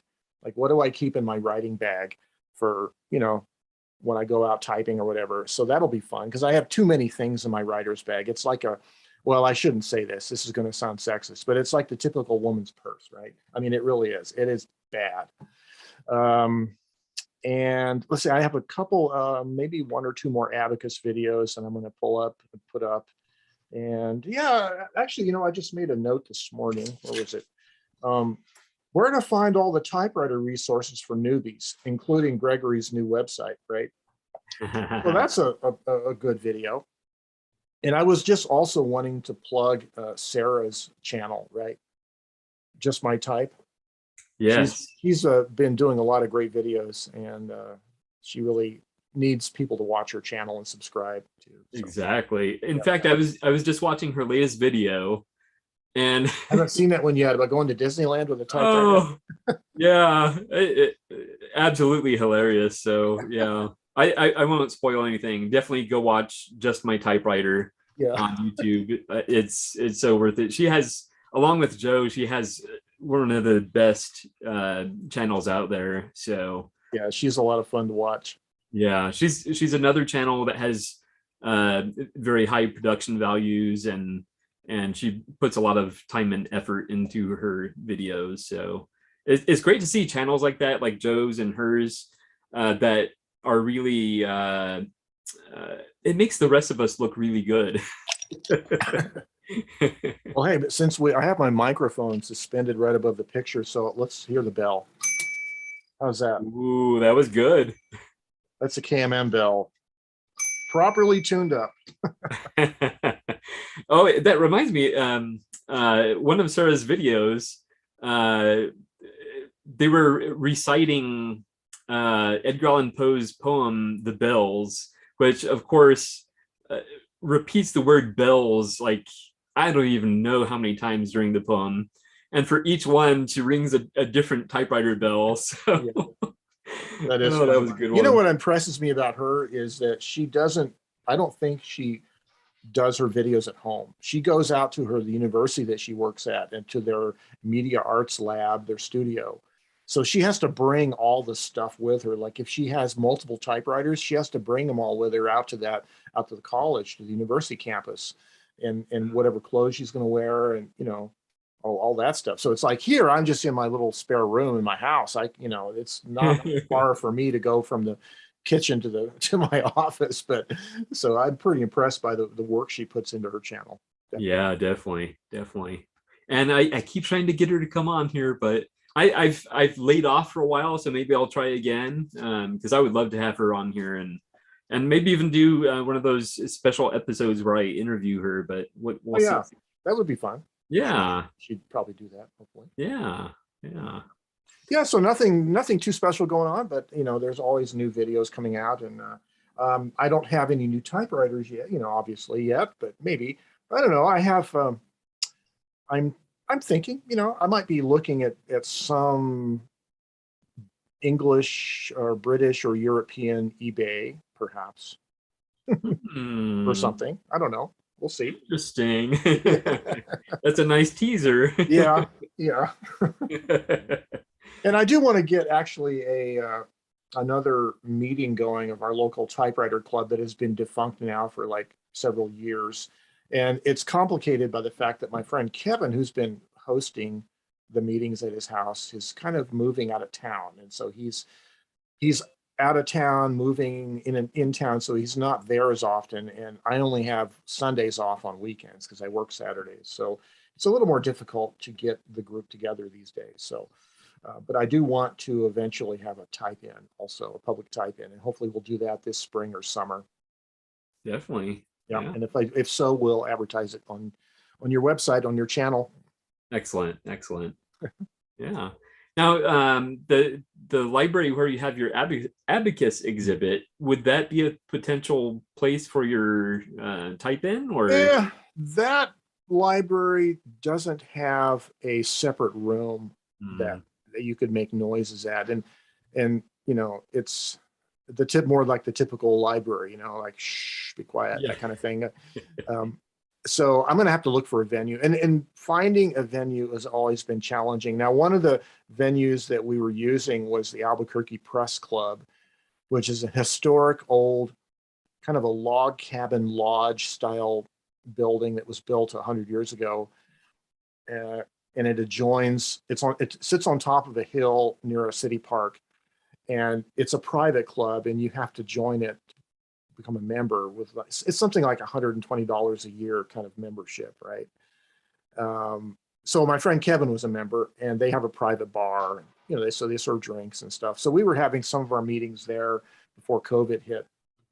So that's possibly one venue, but it's like a little bit of a financial outlay to be a member and all that. So, and I do qualify to be a member because I do have a public media channel of some kind, right? YouTube and blogging is media of some kind. Anyways, so that's an option, but it's difficult to find venues that want to host you, because if you're taking up room in there, if it's like a bar and restaurant, if you're taking up room, they want you to generate revenue for them, right? In the form of food and drink, you know, and you can't always guarantee that, you know, so.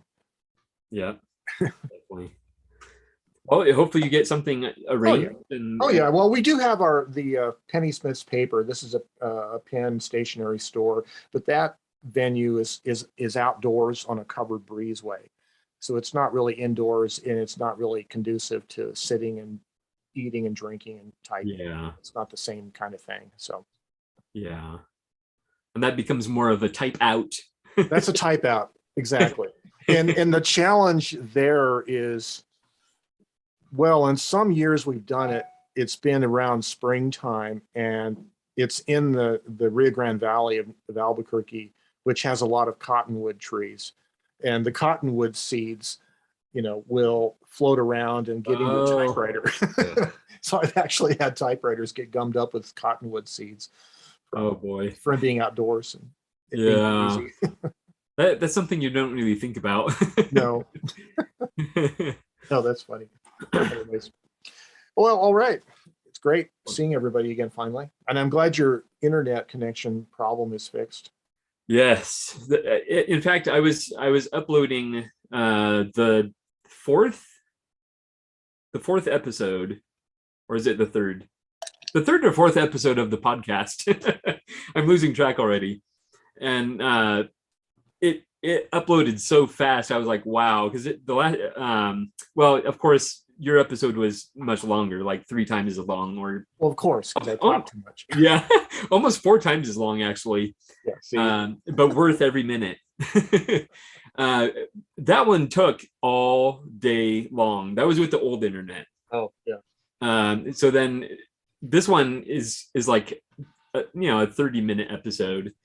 Well, we were using DSL, you know, through the phone company for years, and it kept getting bad, and it got worse and worse. And I finally switched over to Comcast cable modem, and I don't actually have cable TV, like TV channels. I'm just using it for internet, and I'm getting about 800 megabits per second upload speed. That's pretty good. Yeah. So like a 4K 20-minute video takes about 5 or 7 minutes to upload. Yeah. It used to take like 3 hours or more. Exactly. Yeah. That's Yeah, great. It's worth paying a little extra to get a fast connection if you're doing any kind of media like that. Yes. Yes. Well, good. I'm glad you're stable and Yes. we can It's be on fun. the air more. Yeah. Anyways, it's always great to see everybody here and listen to people talking and sharing their typewriters and whatever they're writing. Yeah. And it's always fun seeing you, Joe. Thanks a lot. Appreciate it. All right. Dan, how are you doing? You always have this wonderful mood lighting. I love it. Yeah, hello. Yeah, I'm doing this from my bedroom. This is probably the only properly lit nook of the whole room, but this is my comfy chair. And so I got my bed right here, and I have one new typewriter since I saw you guys laid. It's the Groma Model N. Oh, good. Oh. Yeah. And it's I just unpacked it just yesterday, and it's I like it very much. It's very, very comfy and writing on and stuff like that. So I've been testing it out on a piece of paper, but it's very, very nice. So I'm a very happy. I'm a Groma fan since 6 or 7 years ago when I bought a frog green Groma Colibri, which rapidly became a favorite. So this is a very good specimen, I think. I like it very much. Yeah, it looks great. Yeah. Now, in the lighting, it's hard to tell, but it looks like it's in pretty good condition. Yeah, actually I bought it on an e-auction, and they say it doesn't work too well or something, malfunction or something in the advert. So I bought it anyway, and it seemed to work. I don't know what it was, but it seemed to work just fine. And they obviously I think they changed the paper feeders because they are excellent shape, considering it's almost 70 years old. So it's very, very, very, very good, and very good on the knees.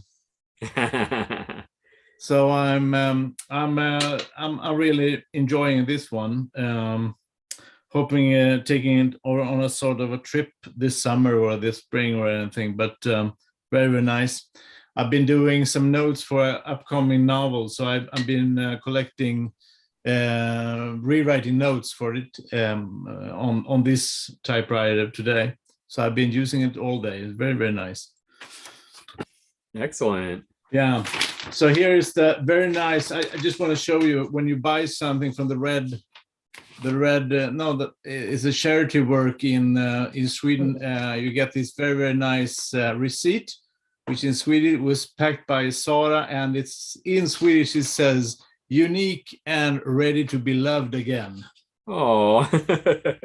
Or in Swedish, "unik och redo att älskas igen," as we say it over here. That sounds pretty good, Dan. It's like you know Swedish or something.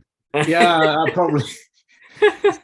Well, some days I'm a writer, so some days I don't know really. I don't know what kind of a language. It's not Klingon, it's not Elvish, it's not, I don't know. But it's very, very nice. So it's where is a good typewriter here in the nook of the bedroom. So very, very nice. I'm hoping to take it outside, but we had Thursday we had almost half a meter of snow, so that kind of slows it down. We're sitting out in the garden with this on my lap in the sunshine. Yeah, it's a very, very nice typewriter. So I'm gonna use this for quite some time. It's good ribbon too. So it's nice to see you all again this week as well. So it's things are going good. Yeah, excellent. That's great to hear. Well, thank you so much for being here. Yeah, thank you. Thank you for doing this every Saturday. I was off eating dessert, chocolate cake, just an hour ago. So very, very tasty. Yeah. Excellent. All right, and he's ducking down from us, but how are you, Christoph? I find a new.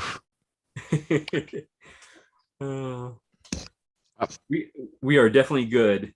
What's new in your world? I went to your sales today. I saw a very strange typewriter. It was a D-Lord Scribe 2001. I don't know anything about it. You can write, you can make graphics and mathematics. Huh. It was very, very, very strange electric typewriter. For 10 euros, it's $10. I think it might be one didn't of bought those. it, but I'm hesitate to buy it because it's close to my home. I think it's a typewriter that uses a plotter pen. Oh. It's an electronic graphic typewriter. Yeah.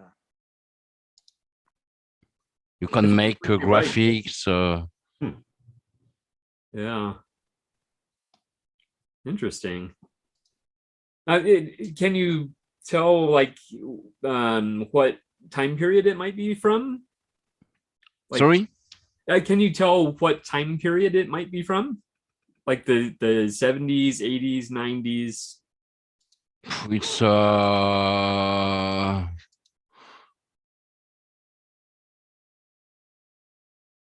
Because sometimes you can tell by looking at it, looking at the design of it, if it's the end of the 80s, I think. okay. Mm. So I think you have a calculator inside. You can make graphics. You can make mathematics. I think Joe's right. I think it might be a plotter typewriter. Yeah. I have a picture, but it's on a French website.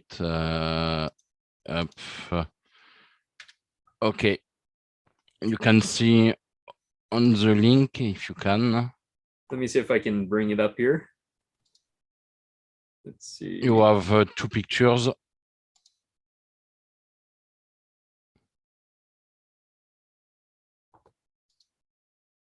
And let me see if I can share my screen real quick.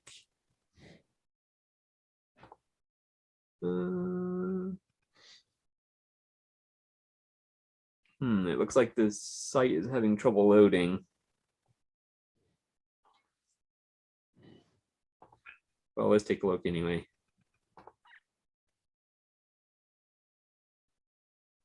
It's just kind of stuck on that.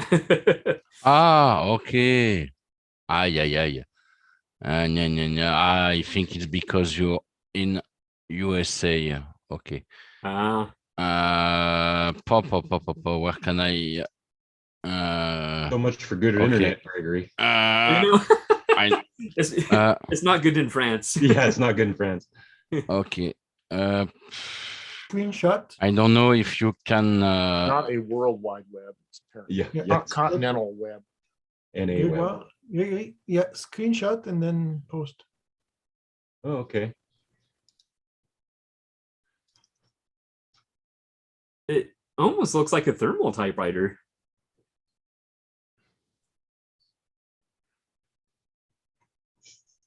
Huh. And you have you have some options here to make graphics.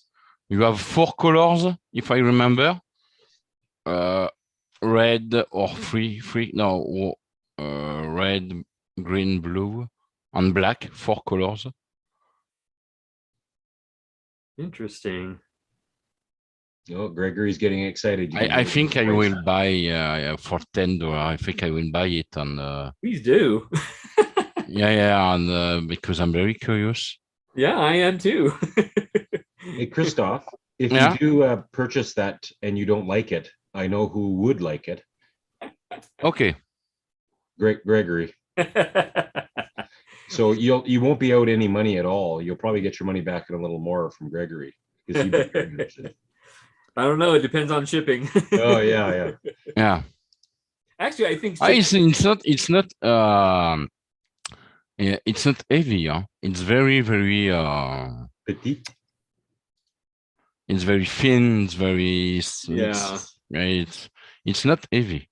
Yeah. I suspect it's a thermal typewriter, but I think it is still possible that it's a plotter typewriter that has the little pen that actually draws on the paper as you type. Because I know that with those you can like draw tables and stuff and mathematical formulas and stuff like that. So it's possible. And I do have, it actually makes me think of, I have a Canon StarWriter 300 or 30. And it's almost like, it's technically, I guess, still a typewriter, but it has some word processing or even desktop publishing features where you can put graphics but it's all thermal. So it's a thermal typewriter basically, but it kind of reminds me of that, but that's even smaller. So I don't know. Yeah. Very interesting though. So I do hope you get it. I'll be curious to hear more about it. So, and then I'll have to put it on my wish list. Very cool. Yeah. Joe, did you ever have one of those plotter typewriters? I think my friend Kevin has one.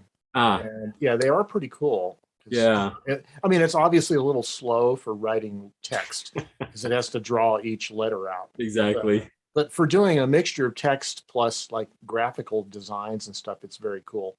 Yeah. Yeah. I know Brian Good has one. I don't see him on here right now, but I think the trick is getting the pens to work properly. Exactly. They're really tiny, and I guess the ink dries out, and you have to kind of re-ink them yourself. I don't know if you can buy new pens actually. So yeah, I've heard that like you can get new old stock pens for it, but they're all dried out. Right. Yeah, exactly. So, but I think Brian had some luck rejuvenating the ink, but it just works for a short period. I think not even a full page. Right. So. Now there are those cartridges, those ballpoint pen cartridges for the sub-miniature ones, the ones I'm talking about, right? Yeah. You might be able to get those to work, but it's ballpoint, so it may like skip when it first starts to write. You'd have to find adapt like a Pilot G2 cartridge or something like that and maybe make it fit in there somehow. Yeah. Or better yet, just rig it up with a fountain pen. Yeah. Just put a nib in there. I've been seeing advertisements on Facebook for some brand of felt tip pen with a replaceable cartridge, and replaceable tips. It's sort of like a fountain pen of felt tip pens. I believe you're referring to Euchre's. Okay, yeah. It's the one I have is the cheap one, is the plastic one. It's Euchre's Youth. So it's YOOTH. So misspelled like you would expect kids to misspell a word. Exactly, yeah. the Utes of America. Yeah. It's really interesting. I don't use it a lot. The tips don't seem very durable. And they're not exactly cheap. Yeah, see, that's what I suspected would be wrong with them is felt tips always wear down. Yeah. So having a replaceable ink cartridge seems like, well, the tip would wear out first, right? Oh, yeah, yeah. And also there's the issue of a lot of the inks that you might use in it are gonna stain the tip. Oh, yeah. Yeah, so I think a gel pen might be a good idea if you could get one of those cartridges to fit in a plotter like that. Yeah, definitely. That would be very cool. But I hope Christoph buys it and yes, we can live vicariously through him. Exactly. I will call the woman because it's very close from my home.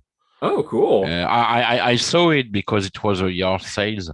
I saw it and I have some hesitations. I say, oh, yes, no, yes. But I think I will purchase it. I will take and I'm very curious about it. Yeah, me too.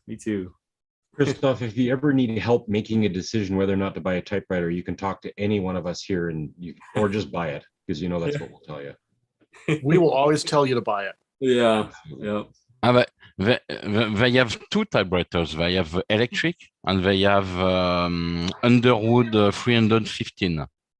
Oh, okay. I used to have one of those.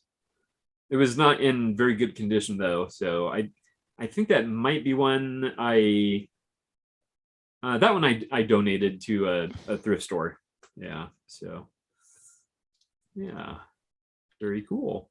Let's see. So we have some people that are joining just by sound, so I'll check in with them. Ken, are you there? Ken, Earth to Ken. Yeah, there we go. There we go. Can you hear me? Yes. Yeah. How are you? Good. We trying to get my brain back from school. So we're going on we have a Sunday morning, they call it a Sunday snail. It's for the people of a certain age that can't keep up with the 20-mile-an-hour cyclers. So, so yeah, we had a good group, about 17 this morning.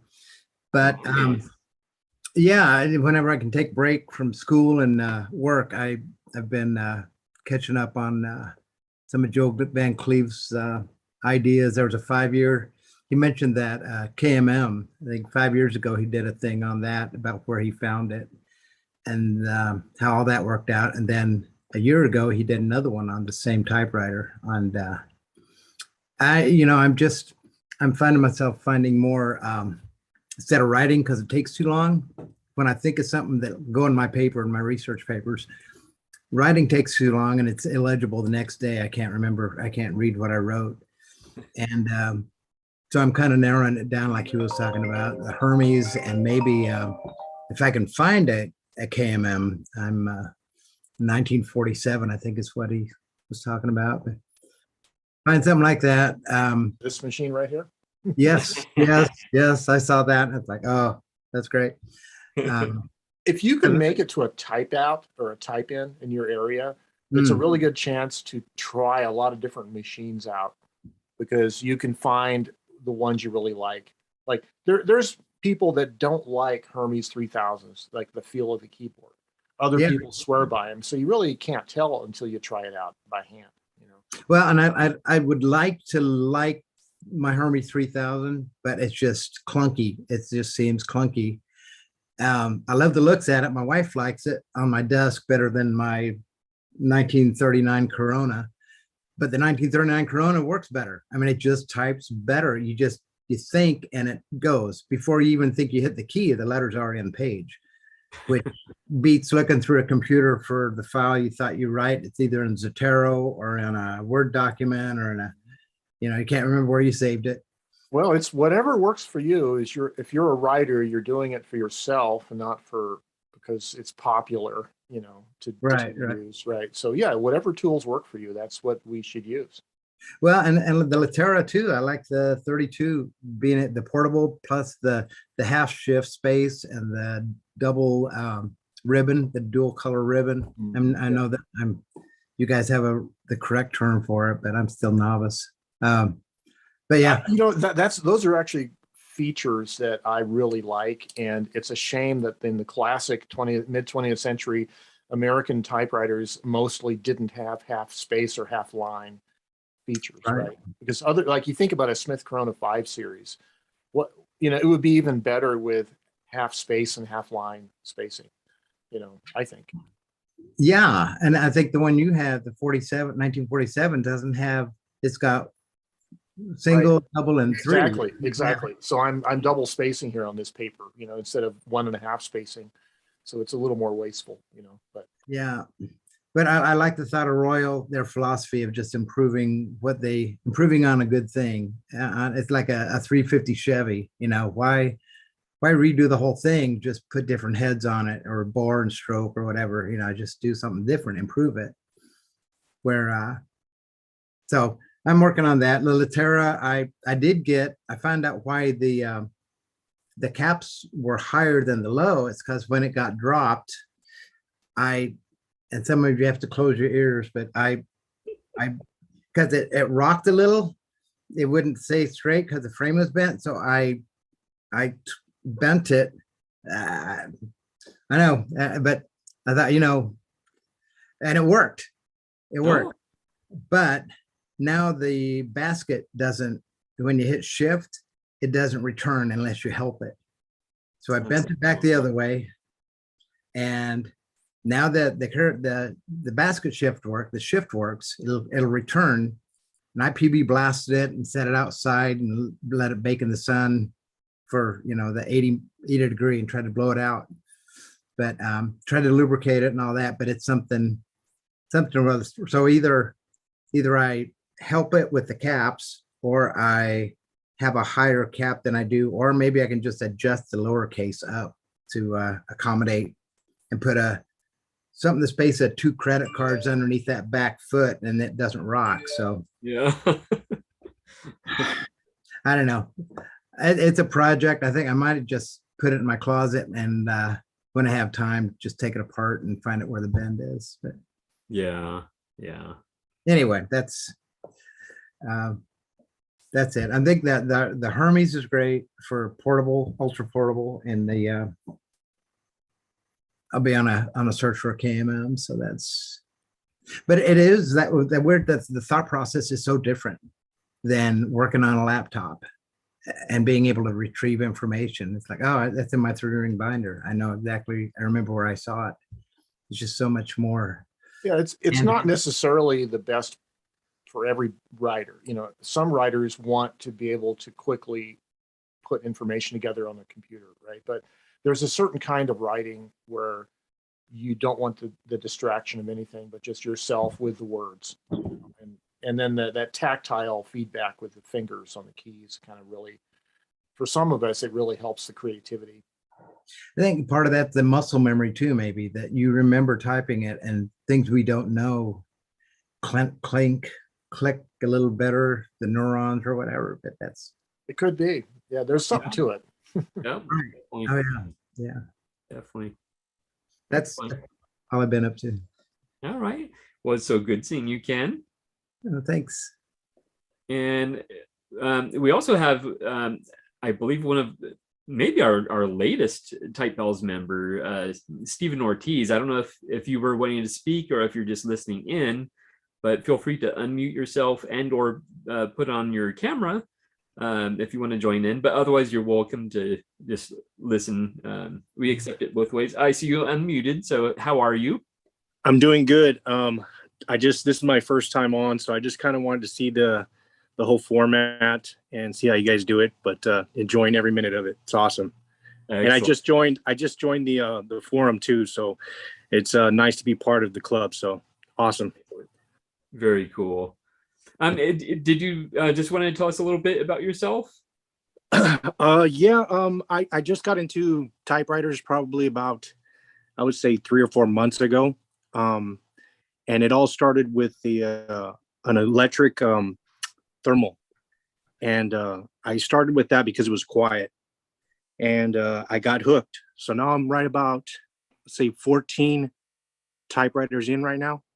And it ranges from thermal to classic, regular typewriters. Like I got a couple of Smith Coronas, and what did I just get? I got a Royal KMM, and it just a little bit of everything. So it's pretty cool. I like collecting and fixing. I think fixing is probably one of the best things about it. When you get a typewriter that isn't working the best, and you kind of go in there, start messing around with it, and you get it to all the letters are straight and it types without skips. That's the best part of it, in my opinion. But and I'm starting to learn to write a little bit more, because I wasn't writing as much as I wanted to, and now this gives me a great excuse to go in there and start journal and put down some short stories and stuff like that. So it's pretty cool. This is probably one of the best hobbies that I have right now. So it's awesome. That is great to hear. And it sounds like you're diving right in, because in that short time you said you have 13 typewriters? Yeah, right now I do. I'll probably slim the herd a little bit, only because I bought a lot of things that I didn't know about yet. And they were probably not the best typewriters to have. I'm getting a little bit more familiar with touch and the way they feel and type and stuff like that. So I just kind of want to get in there, and there's no real place where I can go in and try out a typewriter. You have to buy it and then test it and then figure out what you're going to do from there. So that's kind of why I had so many in the directions I went in. So, but you know, I'm not doing it for profit. I'm just trying to find out which typewriter is going to be the best, to tell you the truth. And I'll probably keep 10 of them, you know, it's just the way it is. But I'm having a lot of fun. This is so awesome. And I'm going to be on probably every Sunday to see what you guys are doing and go through some of this stuff. So, you know, I got a quick story. I just picked up that Royal KMM, and I was messing around with the paper bale, and I was moving it up, and I'm in my back garage, and as I move it, one of the little machine screws pops off the side, and it just bing hits the wall, and I'm like, oh my gosh, where's this thing at? So I'm looking everywhere, and I checked this morning too. I'm trying to find it, but you know, it's just one of those things. You mess around with them, and you almost have them to where you want them, and one little thing will happen and just set you back. And it's like, okay, I'm going to find this one of these days, but it's pretty funny. Yeah, actually, it's funny that you should mention that, because quite some time ago we had an episode where Mei Lin, she's one of our people that loves working on typewriters and getting them working again. And there was an episode where she dropped a screw, and so for a good portion of the meeting, she was crawling around on the floor looking for the screw. So that's how I felt this morning, dude. I said, I gotta stop. Can I make a suggestion for a very useful tool? It's kind of like a flashlight that it's extendable. Oh. It has a light on the end. Oh, there we go. And the thing about this is it's magnetic. Nice. I like that. It's also magnetic on the other end as well. Where did you get that? I got it off of Amazon, actually. Really? It's an original Smith Premier from the 1890s. No, actually, it's this Boss Tack. I don't know. I saw these at the local repair shop, and whenever something would hit the floor, and in fact, I just did that a little while ago. It's like, ooh, okay. You walk around with this, and something will attach itself to it if it's there. It'd be like using a metal detector.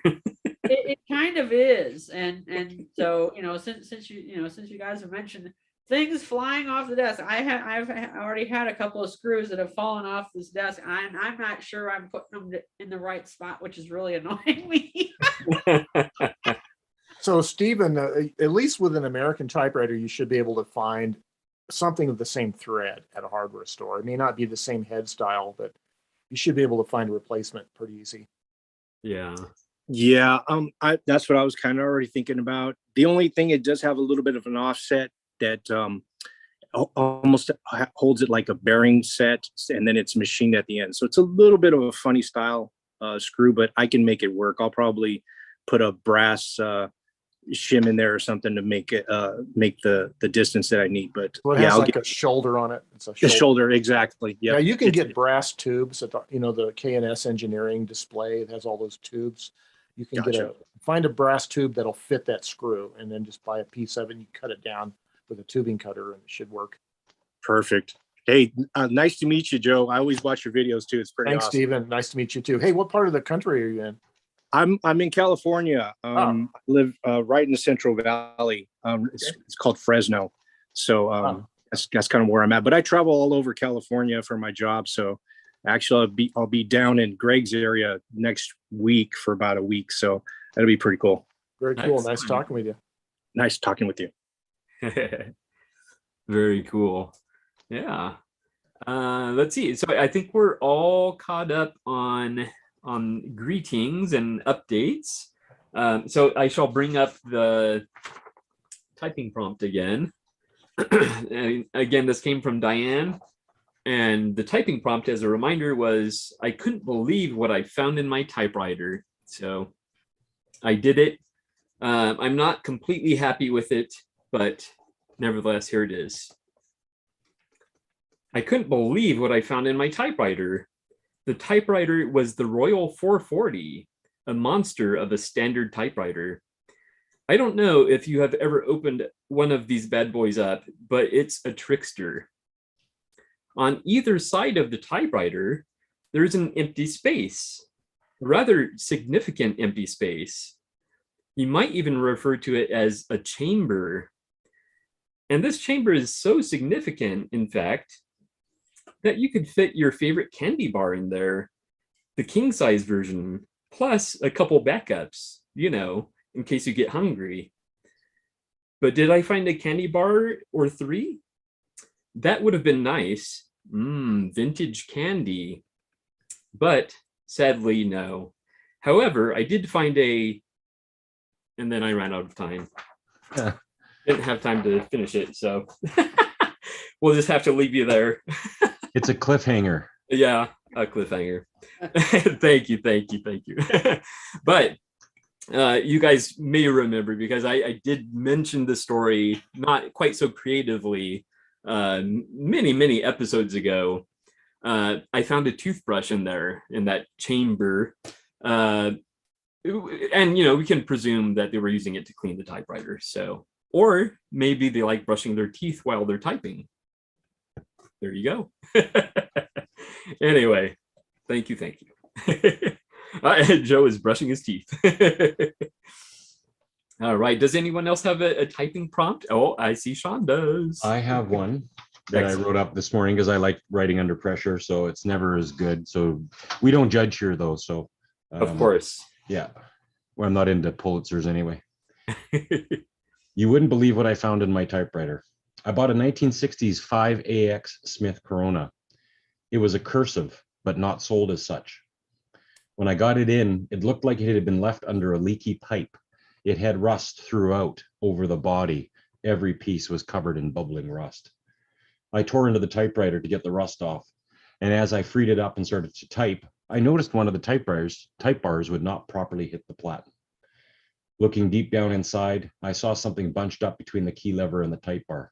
I pulled it out and found a crunched up label from a pharmacy in Ohio. All of a sudden, everything made sense. The typewriter, although cursive, had the little hold tabs in the platen used for card typing, which seemed really odd to me for a cursive typewriter. The tag proclaimed it to be from Feister's Silverton Pharmacy, where whether it was for labeling bottles that the pharmacist used or for bottles that were given to customers, who knows? But it was a nice touch for a pharmacy. I know some people find way more cool things like gobstoppers, but this was what I found.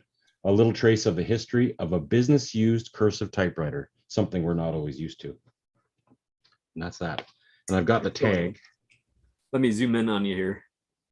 So I've still got it because as a nerd of things, you keep them. Can't see it. There we go. If I get close enough with it. Yeah, so it's I mean, it was all scrunched up and it was just preventing the platen from hitting. There we go. But yeah, they had obviously stuck it in the side, and if you know there's those 2 little metal tabs that you push and then they come out, and then you can stick a card under them and then you roll them through so it doesn't pop out. Yeah, you'll find it on some typewriters. But I never we have a lot of unconscious bias in a lot of areas of our lives. And when it comes to typewriters, there's an assumption. We make a lot of assumptions without even realizing it. One of them being the only people that use cursive typewriters are typewriter nerds and 15-year-old girls. And that's actually not true, right? I mean, you look back in the day and you'll find a lot of very interesting applications for typewriter typefaces that you would have never thought would have been used in business. You know, we always think of business as a pretty boring, 9 to 5, grind. But obviously some people apply different typefaces. Like this pharmacy used a cursive typewriter to really up their game compared to their probably boring competitors. So it sort of gave me a lot of pause when I look at a typewriter to never assume anything about where it came from or what it was used for, because you just never know. And you really only find out when you find these little gems sometimes inside of them, like Diane's marble just probably a kid playing, with stuff on a typewriter and other things, who knows. But it's Greg, you mentioned the brush. This actually, I forgot about it while I was writing mine, but this fell out of a typewriter, and I can't remember which one right now. It was just a crappy little brush from the 70s, and it fell out, and I don't even know how I didn't see it in there, and typing, and all of a sudden it made a weird sound, and I lifted it up, and there was this thing sitting underneath. So anyway. Wow. So Sean, it's too bad they didn't have Comic Sans font in manual typewriters, right? Oh, totally. I mean, yeah, that would have been interesting to find and wonder where the heck that was used. Yeah. Definitely. Just be one of the few people who hates that font. Ugh. Well, the computer age ruined that, right? I mean, but on a typewriter, that'd be super cool. Yeah, definitely. If you're going to bring back the typewriter, you would have to have a Comic Sans version, obviously. Yeah. Oh yeah. I was just gonna say everything's better on a typewriter. So totally. And anyone else with a typing prompt or any questions or comments? The strangest thing that I found in two of my typewriters was sawdust, and not a little bit of it, but a lot of it. Wow. Which I think was probably because the typewriters were stored in a basement. Maybe there was a woodworker in that basement as well, or renovation going on. But yeah, so sawdust is like, wow, that's when you clean, when you get a typewriter and say, like Diane's, oh, it's just a bit of dust, but you open it up and then you find quite an amount of sawdust. You go like, yeah, I don't know how it got there, but that's where it is. I used a lot of brush yesterday. Oh yeah. On that machine. Yeah, that's really all I've done to it, other than straighten out the linkages on those the couple of keys the couple of type bars that wouldn't lay straight. Ah, okay. And go ahead, Daniel. So I know I didn't want to interrupt your dialogue with Diane. Oh, I was actually gonna ask Robert. He has his hand up.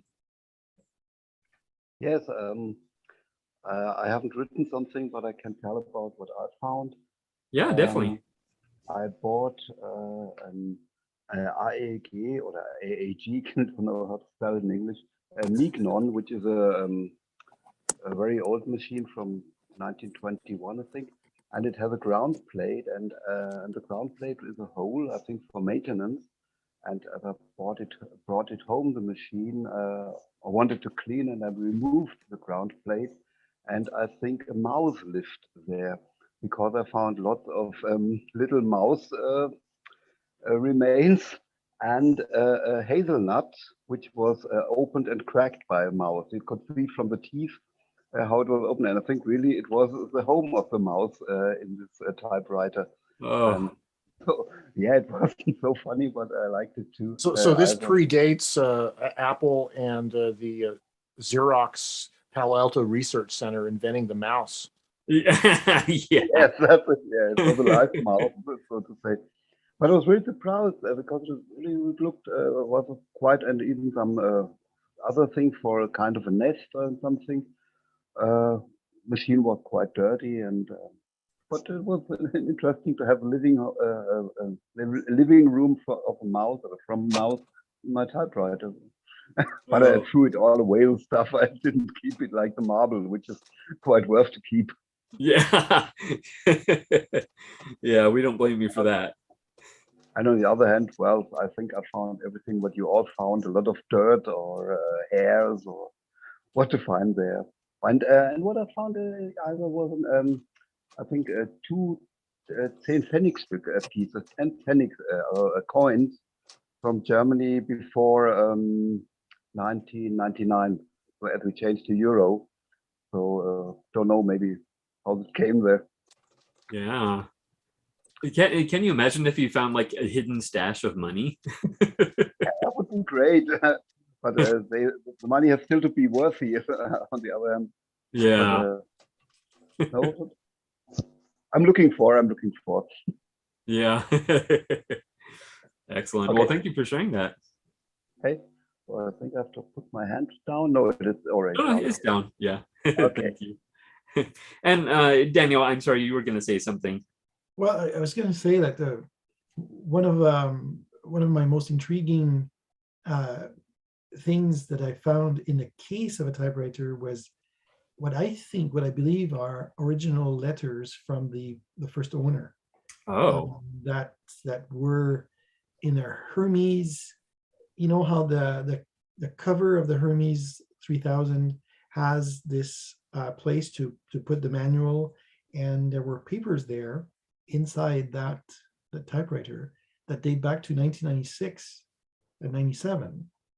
And well, the typewriter was a 1968 model, so I'm not sure it was the original owner, but what leads me to believe that that person was in 1996 was well retired from what they were writing. So it kind of jives if it was the original owner that had left those letters in there, and they were letters more about letters to his financial advisor and letters of that sort, not like any big family secret or anything like that, but it's like, oh, that looks actually like this is the original owner and where he lived. So Wow. surprised.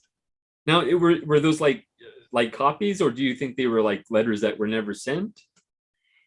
So it's funny you say that, because I was wondering whether they were are they carbon copies, but they look like the first print, not a carbon copy. And I wonder if at that time he would have typed those and then faxed or whatever, but they were saved, but they were saved inside a typewriter. So why were they left there and not filed into, like documents or like where financial statements would be or whatever? I don't know.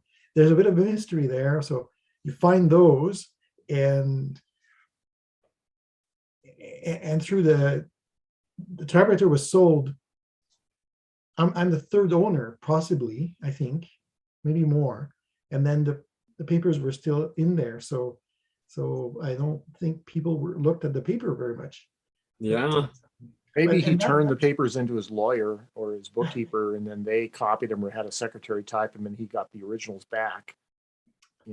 Possibly, but they weren't even creased. They weren't like folded and as if they had been mailed or anything. But that's kind of the mystery. It's a bit of a mystery. Yeah, I went online to try to find that person, and it appeared to have been a lawyer that lived in Texas. And so the machine was originally from that area of the southern US and so on and so forth. So I was going to mention that I one time found an Olympus digital voice recorder in a city park. And oh, wow. I still have it, but recorded on the voice recorder was a series of phone calls.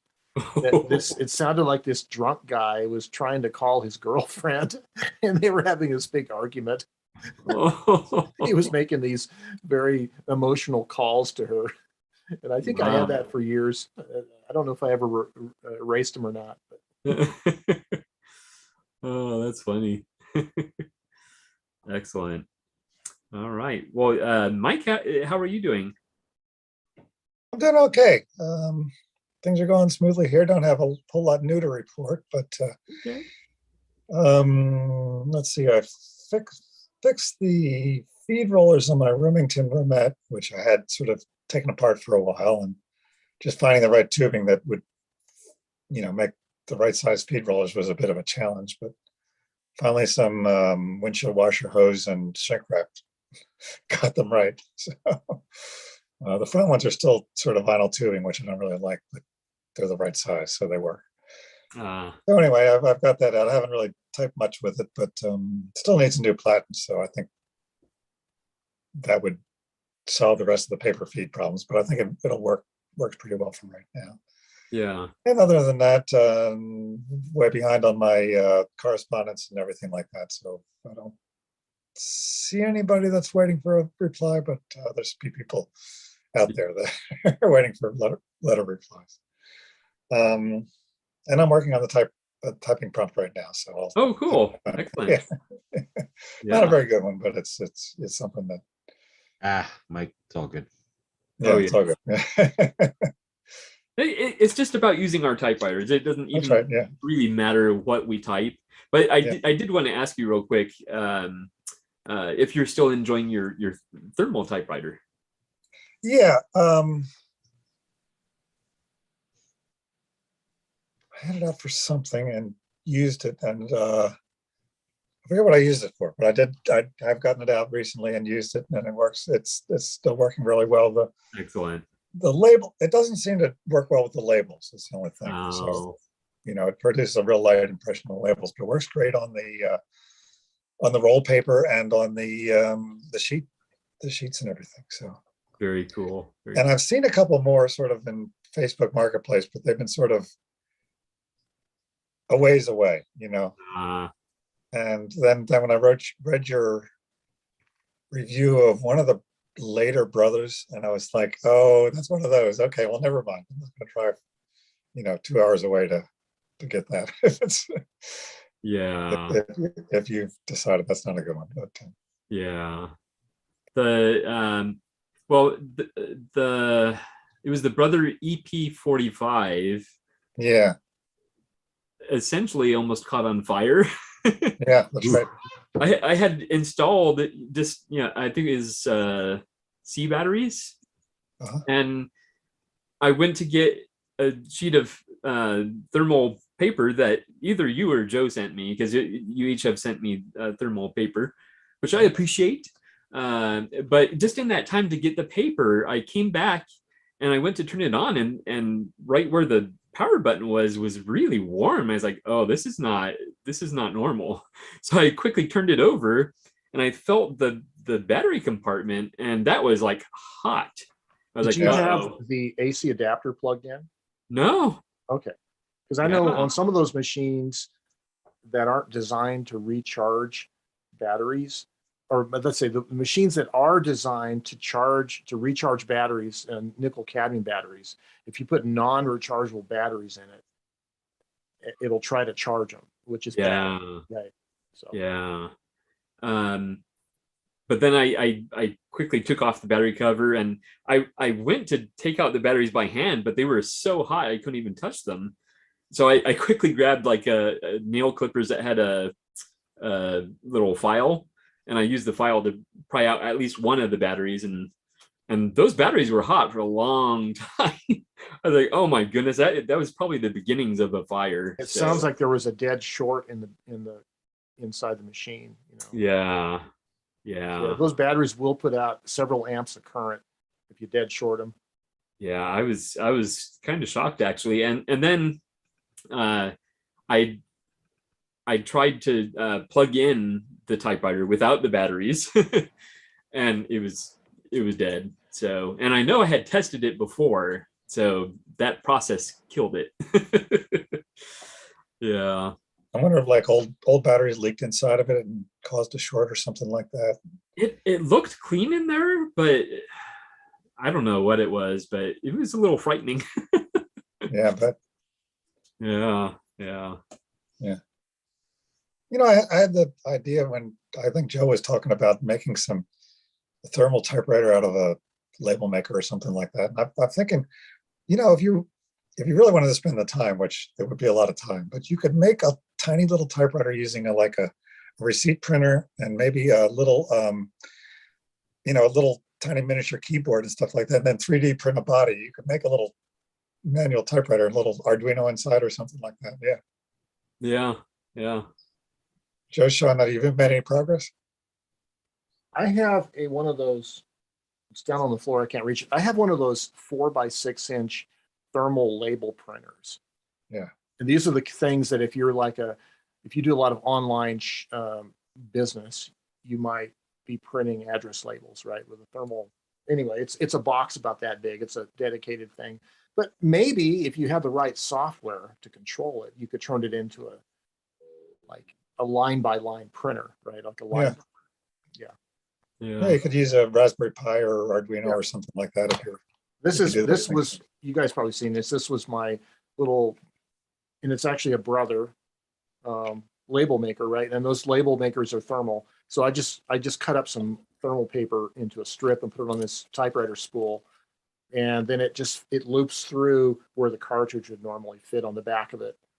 And yeah, so then you can type little messages. And I've actually played with this, like putting a series of lines of text, and then you have to use a glue stick and glue them down to a piece of paper. You know, it's obviously not something you want to do for real writing, but it's a novelty, right? Kind of shows what might be possible with a thermal label maker, and if you had an Arduino to program it. Yeah. And you got a great video out of it. Yeah, that's right. Excellent. All right.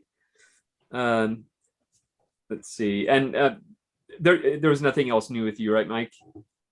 No, I put it somewhere. I found this little numbering machine, which I've got to play with, but just a sort of an office supply.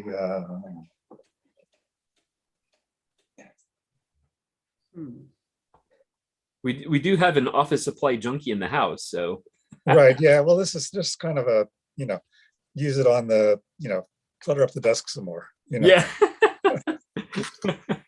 And I'm not even sure what I'd use it for, but it's just, I've looked for one, and sometimes they're, silly expensive. And so I found one at a good price, and this was, seems to work, so.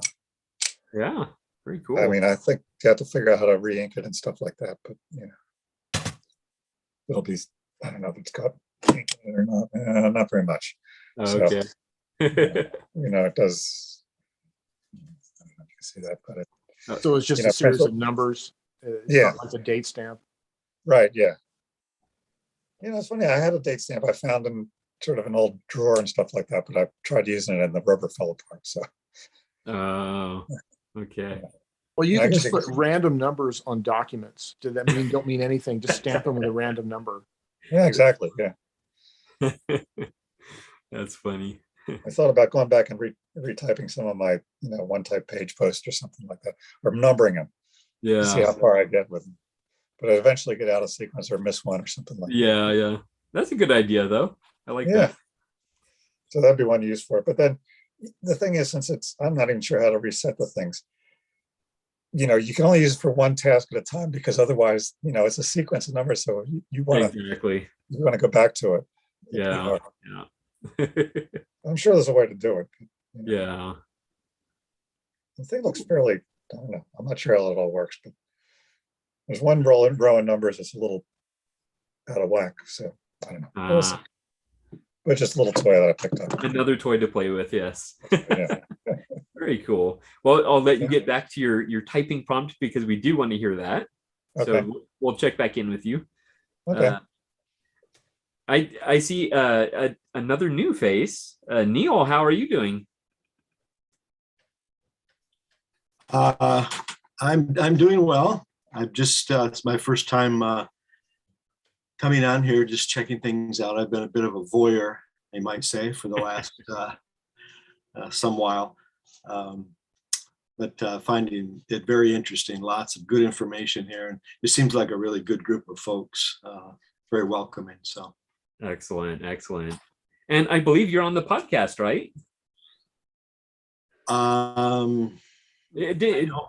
Didn't you submit a recording for the podcast, or am I thinking of someone? Oh, yes.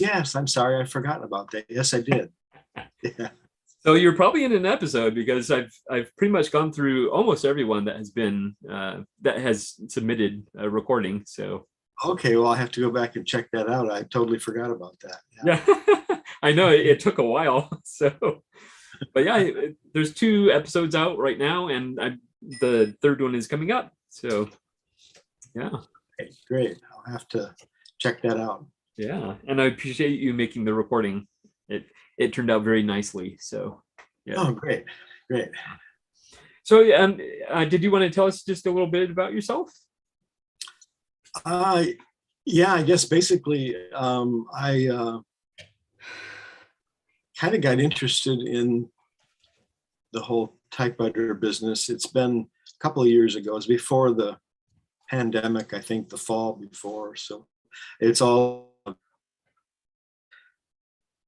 but I started acquiring some typewriters here and there, and I think I watched every video Joe has out there at least once, some of them that are of particular interest to me because of the machine that I've acquired, and I go back and watch them several times. And I've learned just so much about doing some minor repairs, some things that would otherwise have been a real mystery. I'm a real visual learner, so those videos are extremely helpful.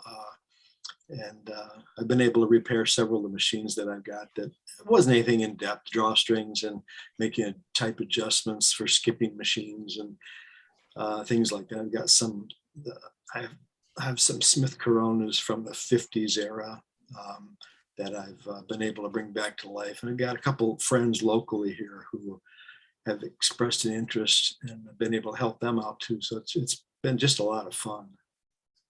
Excellent. I And live in go ahead. Key West. I live in Key West, Florida. So, there's not a lot of opportunity to find machines locally here. So I've been acquiring some on Facebook Marketplace and the usual places, but I've become a little leery about, I really want to get a Royal KMM.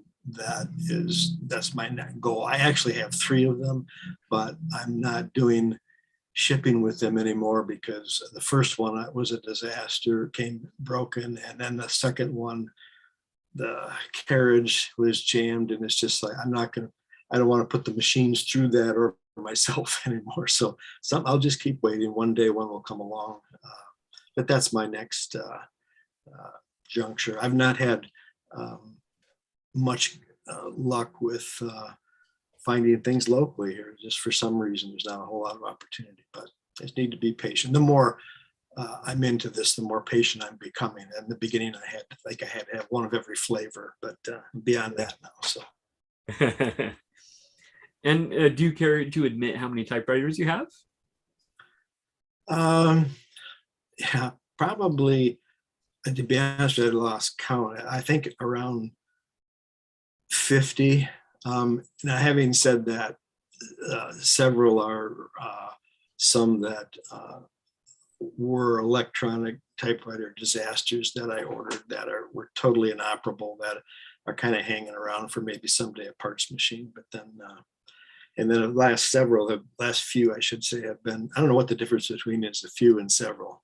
Few sounds less, but I actually picked up a couple of 3 thermal typewriters recently. Again, Joe kind of got me addicted to those after watching his videos, but my God. So who knew you could type without a ribbon? It's I know, right? Yeah. I want to see there a was question on that for Joe, if you would. I'm curious to know. I've got a Typestar, I think a 4 and a 5, and I actually acquired a brand new in the box. I don't think it's ever been used, a Typestar 10, but I also have a Typestar 7. And what I like about the 7 is that the viewing display is like twice the size of the others. And then I thought, well, they finally wised up. And then I got the 10, which obviously came out later, and they're back to the smaller ones. Do you know why? I don't, and I don't have a 7. Maybe Gregory might. I think Gregory's seen more of these variations than I have. That's one thing I liked about the Casio writer. It had a large display, but it had a really crappy operation.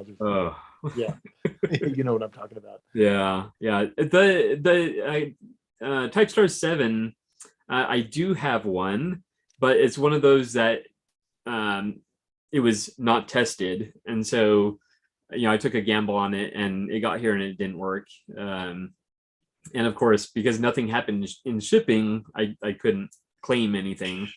Sure. So it's still hanging around, but I haven't been able to get it to work. So, but I'll have to take a look at the screen because I didn't really notice that the screen was larger though. So yeah, I'll have to take a second look at that. Yeah, they're a lot of fun. Yeah, and Yeah, there doesn't seem to be a lot of information. Like you think about the typewriter industry back in the mid 80s, it seems like they weren't documenting all these models and features as well as the earlier era. So it's hard to know what features they had unless you could find some old sales brochure that advertised the features on them. yeah, I think Carlos is showing his, is that a 6 or a 5? Yeah, that's a 6. Let me switch the camera around. There we go, yeah.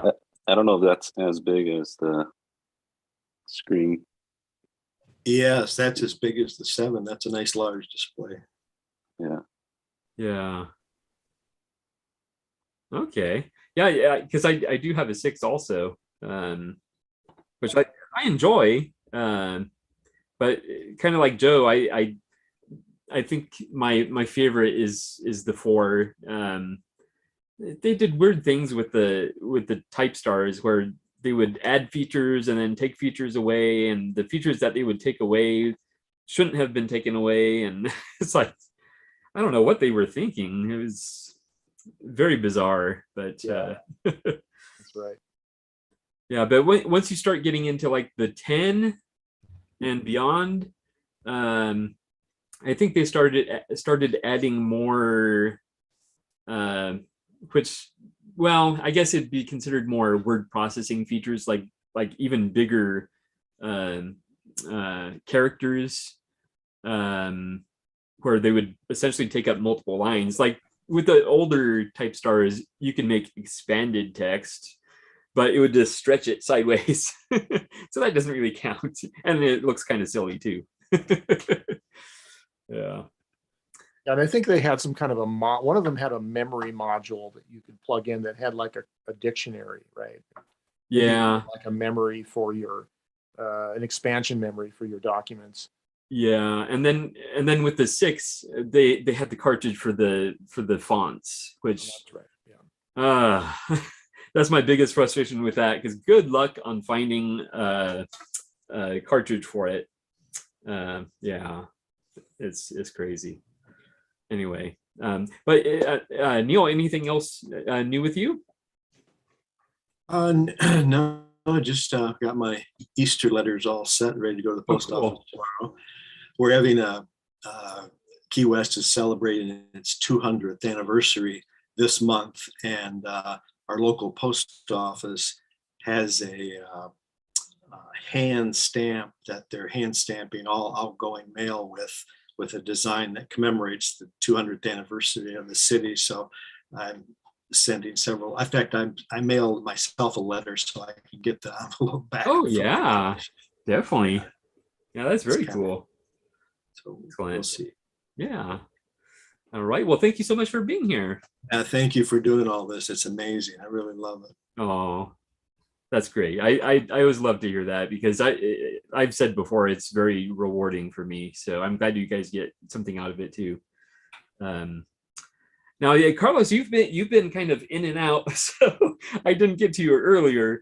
But how are you doing? Doing well. Nothing new on the typewriter front other than waiting for my Splendid to get fixed. Yeah. I will say I've been using my thermal typewriters a lot because I end up writing at night because I have a little one. But I do not find them as satisfying as the manual typewriters. You know, it's a little bit of a trade-off. Yeah, I'm completely obsessed with thermal typewriters, but I don't kid myself in thinking that, it's the same experience. It's a much different experience. So yeah. I have 2. I have the Type Start, and then I forget what the other one is. I do like that in the Type Start. Go ahead. Maybe a Brother? No, or Panasonic or Sharp or Casio. I think I forgot what the other one is. Okay. But I do like that the Typestar I can charge while being connected, and the other one I can't. Okay. And then the Typestar comes with a nice case, which is nice for lugging it around. Yeah. One issue I have that I don't know if any of you have run into is with the thermal typewriters, at least the Typestar, the feed of the paper like starts, going sideways at a certain point. I don't know if I need to. Can I even replace those rollers or yeah? Probably not. I think on most of the thermal typewriters, it's a very different like platen. It's on some of them, it's almost like more like a foam material. It's really weird. Yeah, mine. I think one of my Canons has a broken.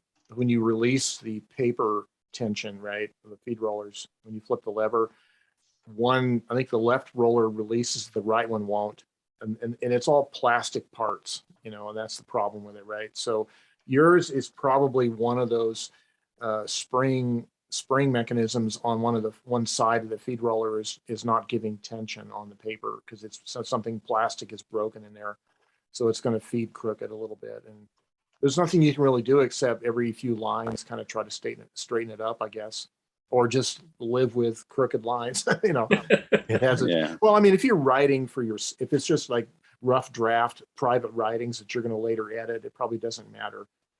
On the other hand, if you're writing a letter to somebody, it might matter, right? Yeah. Now, Carlos, are you using like sheets or a roll? I mean, it's a roll, but I fed them into sheets. Oh, okay.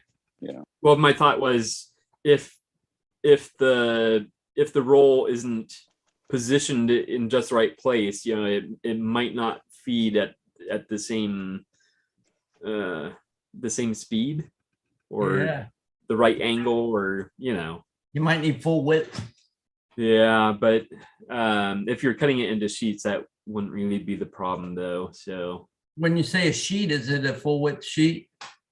I've done both, half sheet and full, and with both, I mean, it's a subtle problem. So maybe like Joe mentioned, if they're just kind of like scratch, eventually later I'll type them up on a manual typewriter. And I guess I shouldn't think about it too much, but yeah, it's just a thought. There's another thought. It sounds like you're using carbon paper, right? I mean, or it's not called carbon paper. It's called thermal paper. Thermal paper. Yeah. Yeah, thermal paper is thin and it's shiny on one side. And so that's bound to slip more too. So if you had a ribbon, I don't know if you can get a ribbon for a thermal ribbon, but that might be the problem, is that you just need a full, good, thick piece of paper. Yeah. I could also try a backing sheet, maybe. Yeah, you could, a backing sheet, you could prove that or not. Yeah. Yeah. It's probably, I'm thinking it's a broken mechanism in there because those plastic parts are real fragile in those carriages. Yeah. But yeah, let us know if that works, though. Definitely. The thing that bugs me most about my thermal typewriters is that I can't use there's no line spacing, as far as if you get ahead and you want to back up, it's like, where exactly do I type? There's no clicks or anything to tell me where I was. Some of them have an advanced button, and I can't remember which brands do this, but some of them, every press of the button will give you a half line. Yeah. So if you want to go down 3 lines, you go 6, hit it 6 times. And others do have a clicky knob on one side. Oh, so do they have it so you can go back and go up so many clicks back? Yeah. Some of them do that's that. Cool. Typestar has that. Yeah. Oh, mine. Well, the 2 that I have don't. So. Well, it depends on the model. Like I was saying with the Typestars, they have features, they remove the features, they put them back, and it's pretty crazy. It seems very arbitrary, but I don't know. But anything else new with you, Carlos? No, just trying to write more. I haven't found the time to use my typewriters enough. Thinking of maybe starting a little project, or I guess reaching out to more people on Typehouse. Yeah, definitely. That's a great idea. And of course, you have a good excuse. You mentioned you have a little one, so that's a good excuse for something. Asking for your time, basically. Yeah, that's why I end up mostly writing at night. And I did try one of the noiseless, I guess a week or two ago, and they're pretty quiet. I guess got me going down the rabbit hole of looking for one. I know. I found my Hermes 3000 is pretty quiet, but if I take a large bath towel and fold it into quarters or eighths, so it's a nice thick padded cushion, and put the typewriter on that, it quietens it down even more because it just eliminates transferring any of the vibration to the table. Exactly. The table sometimes starts to become like a big loudspeaker transducer for those low frequency sounds. And might try that. Yeah. By the way, guys, the lava lamp is fully working. Oh yeah. In case you're looking forward to it. Yeah. we were all waiting for it to activate. It's hot now. I was just staring at it and didn't even know I was staring at a lava lamp. I was just like, mesmerized and just staring. And if I looked like I was just lost, it's staring at your lamp. I love those things, really. I do. I didn't know. I love those things. I saw one of those at a Home Depot yesterday, and I thought of Joe Van Cleef, and then I thought, oh, but then he also, in one of his videos, said, make sure you tell your wife when you bring home a typewriter. So like, I'm gonna have to tell her about this lava lamp. And you saved the marriage. Well, if you did it, it would be fine. And it's not like, I don't think it's not anything original. Having a lava lamp isn't original, so it's not my idea anyway. Yeah. You just should have to find a way to decorate with it. Sure. Well, it'd be mid-century 1960s psychedelia. Next to the typewriter, right? Now, this is advice that is nobody probably wants to hear, and I'm the last one that ought to be given marital advice. But one good thing to do is to never question that your wife brings anything home, whatever it is she wants to buy or whatever. I mean, it didn't work in my first marriage, obviously, but it's like, and if she says anything about another typewriter, I'm like, look, you buy whatever you want, I'm gonna buy whatever I want. Or you do what they do. Right, I've had that in my closet for years. You just haven't seen it. But you have to find a purse that matches the color of the typewriter, and you buy the purse. Excellent.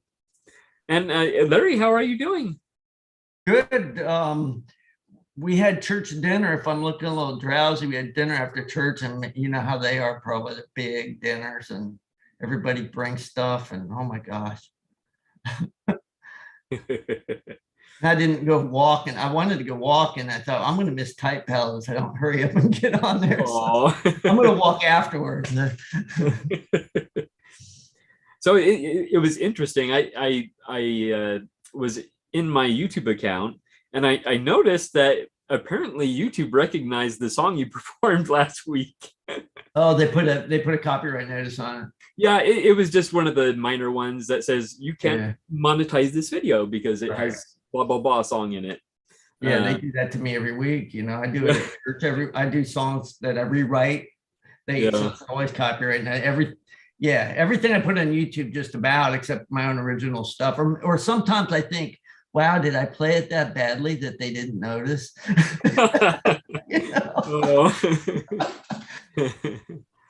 Maybe. Yes, but I have obviously have no plans to monetize this channel, so that's not an issue. But it did make me like, oh, it recognized the song. yeah, I can see that. Yeah. But anything new with you? I gotta go pick up two of my grandboys tomorrow. I got 8 grandkids going on the way, but I got to go pick 2 of them up tomorrow. I'm going to keep them all week, so that's going to be fun. I mean, I'm excited about it. I haven't seen them since Christmas. I talked to them on FaceTime, but I haven't seen them since Christmas as far as being over their house, and that'll be fun. Yeah, and I'll be even more tired next week than I know, right? Just put them on typewriters and they'll be fine. Yeah. Well, I'm going to take them to Tuesday night to choir practice and Thursday nights, Monday, Thursday service. So I got to do those. But I think it's pretty cool because they get to see me playing and singing. And I want in their heads that that's something that they can do. It's not just other people that do that, but look, you could do this too, you know, and then if they do or not, that's okay. But I didn't get that opportunity when I was a kid. I didn't have anybody to look up to like that played. Well, my brother played the drums in a band, but he was 6 years older than me, and he let me play tambourine sometimes in the garage with him. And I thought, man, I'd love to do that. They're playing the Rolling Stones, you know, and I'd love to do that when I grow up. And then I just never got around to it until recently. Yeah. But yeah, I think it's good to have somebody to look up to like that. So I'm definitely excited about that. Yeah. They think I'm the greatest. I know, you know, don't tell them any different. All right. Oh, we think you're the greatest. Oh, bye, Daniel. Good So seeing you. Gregory, I was going to just mention before I go, I was typing something here randomly and there's light coming from like an angle here reflecting on my page. And I wrote something very poetic and then I ruined it. Oh no. So I said, the light strikes the surface of the inked letters at a glancing angle and it gives off a nice sheen. Martin Sheen. I don't know. But on that happy note, I'm going to sign off for today. Okay. Thank you so much, Joe. Nice seeing you, everybody. Good to see you, Good Joe. seeing you Have a too. great Nice week. to see you, Joe. Bye. Hey, Maylin. Bye. Hi. Hi, May. Hi. Better late than never. Yeah, definitely. How are you? Birthday. I'm Hi, good. May. Thank you. Yeah, I had a big birthday weekend. It was my big 50. I'm officially in the older crowd now. So All woohoo. right. 50. You're not 50, Now man. you're You're like You have my 48. respect now for the first time ever. I respect that. Otherwise, I'm you were one just of a you young, guys now. you were a young kid before. Yeah, when I first started here. So Young young. whippersnapper. Well, no new typewriters. I'm still on my typewriter diet, but I do have a couple of new typewriter goodies. I Virtual Herman's. I won the electric typewriter typing contest, and so this is my prize. All right. Royal Quiet Deluxe, one of my favorite typewriters, which I happen to be typing on right now. Nice. And I don't know, I feel like I kind of won this by default because, you know, there were different categories. There was manual, electric, and the one Diane was in was the old antique. And so the guy that won the, you know, traditional manual was a lot faster than me on an electric. But since there were so few people that entered the electric category, I won. So that was nice. And then I got the weirdest. I didn't do it. I did a typing prompt. So I guess if you're ready, I can go ahead and Sure, go for it. Sure, since I'm, you know, joining in at the last minute. I got to hurry, right? So Royal Quiet Deluxe, 1954. So today's typing prompt asks us the strangest thing we've ever found in a typewriter. So far, I haven't found anything really weird other than pleasant surprises. The first thing I got in a typewriter, or the first time I got a typewriter with old correction film, this stuff right here, it totally changed my perfectionist life. Oh, it was wonderful. And it's also endearing to find the names of previous owners inside the paperwork. I had bought a classic 12 for parts machine, and rolled into the platen was an envelope with nothing but Mr. T typed on it. I'm obviously more of a Miss T, but it's still a neat find. What's strangest to me, though, are the things that I don't find with the typewriters. Like what happened to the owner's manuals and the type slug brushes? Like if I had a typewriter, I would have all those things still with the typewriter. So what happened to them? And that's it. Oh, excellent. Yeah, so nothing strange, no blue, no, you know, weird things in the typewriter, just pleasant surprises. I forgot. Hairs and spiders and dust, lots of dust for sure. Yeah. Oh yeah. Yeah.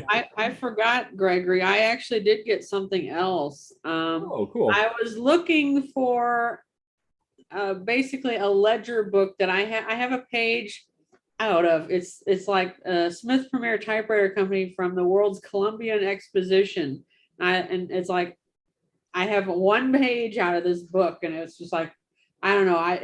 It occurred. I don't know. I just went out on eBay, and you know how that goes. You fall down the rabbit hole. But I found this. Oh, Smith Premier Typewriting. Yeah, so it's not the same as that blue book. Although whenever I open it up, it actually has some, names typed in here. Yeah. I like that. 1912 and 1953, and so that's actually the front page of the book. It's not added in there or anything like that. So of course I get in here and I see new practical typewriting. 1909. All right. But yeah, the keyboard is the same as the other book. It is the Smith Premier 2. Well, it is meaning, that's an early lesson, so it doesn't have everything labeled for you yet. But anyway, that's basically the Smith Premier 2 keyboard that they show. The hex keys, I love that. Yeah. Is that what that is, hexagonal? I know it's octagonal. It's Octagonal. eight. Yeah. Yeah, hexagonal is only 6. 6. Oh yeah, that's right. Yeah. Wow. That's neat. I don't think I ever got up to oct. I mean, I don't remember ever using that term, but I know that it exists. Yeah. I didn't go to college. You always find the most interesting things, Diane.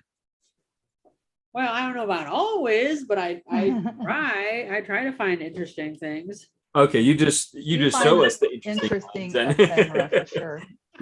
Yeah. Somebody sent me a letter it's like the envelope is made out of a magazine page. Oh yeah. It was like taped within an inch of its life, and I'm just sitting there. Whenever I first got it, I'm like, how do I open this thing? I couldn't find a spot to put a letter opener in.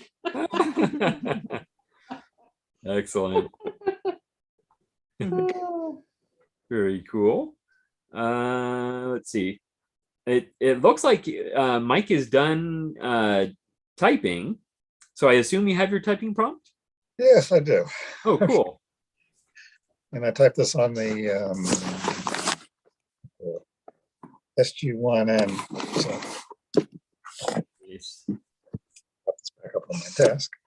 All right, so anyway, this is probably going on a little long, but back in 1978, I decided I needed a new typewriter. The manual portable that I used in college had developed some issues.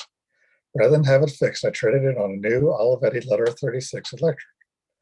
The Olivetti produced a much nicer output, and I used it for at least 10 years until I switched to computers for everything. Some years later, I got the bug to do some typing, but discovered that I'd lost one of the nuts that holds the ribbon spools in place. Without the nuts, the ribbon won't feed. Over the years, I tried various substitutes, nuts. They never worked as well as the original. The spools would feed for a while, then they would start to slip. Last year, when I started to regain my interest in typewriters, I decided I would get the Olivetti out and get it working again. I researched online and found a source for the missing spool nuts. First, though, I thought I should see if it worked. I opened up the case and saw the unfortunate correcting ribbon that I had used last. After considerable time and effort, I removed all the white gunk that coated everything. I mean, it looked like I thought maybe mottled platters was a thing back then, but it was just correcting things. Once I turned it on, it seemed a little noisy, and I figured I should check the mechanism. So I removed the bottom plate. Once I did, I could not believe what I found inside my typewriter. Yep, the missing spool nut. I probably searched for that part for 30 years. Now, except for an occasional squeal, which has happened ever since it was nearly new, it works great. Wow. After all that time, you found it. Yeah, and it didn't interfere with anything. It was just in there. Wow. Yay. Good. Yeah. That reminds me. I have some good news. I don't know if you remember a long time ago when I dropped a screw, and we were talking about that earlier. All over. Well, you know what I did? I cleaned up, I don't know if you can see behind me, my kitchen counter is like my typewriter workshop. And so I finally cleaned everything off. And guess what I found on it? The screw that was not on the floor. Oh. It was on the table? It was buried under some stuff on, my little workshop. So I found it and it wasn't, so yay. So I could put my Royal P together. And then there is hope. So there is hope for Stephen. Yeah. But my boyfriend for my birthday, one of the presents he got me was one of these things. It's a magnetic. You can. It's meant. I think it's meant to snake down drains and pull things out. I'm not exactly sure, but it's a flexible magnet. And you can sweep it across the floor or your workstation and pick up, any kind of lost screws and things like that. So it's very handy. So next time that happens, I'll have a tool to find my lost screws. You need to get one with a flashlight in the end of it. Yeah. Well, I've got my headlamp that I always use. Yeah. So, that's good enough. And then he got me a couple other typewriter related. Let's see, what is this? This is a screwdriver magnetizer demagnetizer. Oh, yeah. I always want to magnetize. So apparently you leave the screwdriver in, one end and it'll magnetize them. Leave it in the other end and it'll demagnetize them, which is pretty neat. And then he got me some more little organizing boxes, for screws and things like that, and for taking apart typewriters. So he's always thinking of me. It's so neat. And then I did get one new thing. I'll be right back. I got to go get it. It's typewriter related. So yeah, I forgot. I got a durometer. Let me add you to the screen here. And so I got. I found on Shop Goodwill some high yields for my IBM Selectric 2, but look at the label. It is not just any old ribbon. It is green. Oh, cool. Selectric ribbon. So I just got it, so I haven't had a chance to, put it on my Selectric yet, and I'll do that after Typewriter Club Live. But I'm excited. It's green typewriter ribbon. I know you can't see it through here, but six rolls of it. So I got a lifetime supply of green IBM Selectric typewriter ribbon. So I did not know it came in extra colors, and so it's kind of a happy accident that I found it. So excited. How come it looks orange? Is that like a lead thing? That's just the lead. Yeah, the lead that you put in there, and then the rest of the ribbon is green. So yay. So next typing. Typecast. I'll use the green Selectric ribbon. That'll be fun. So Shop Goodwill is not only a good source of typewriters, but source of typewriter adjacent typewriter supplies, things like that. Very cool. Very cool. Yeah. Excellent. Did anyone else have a typing prompt or any questions or comments before we wrap up? I have just. How many typing prompts have I actually done that actually were a typing prompt?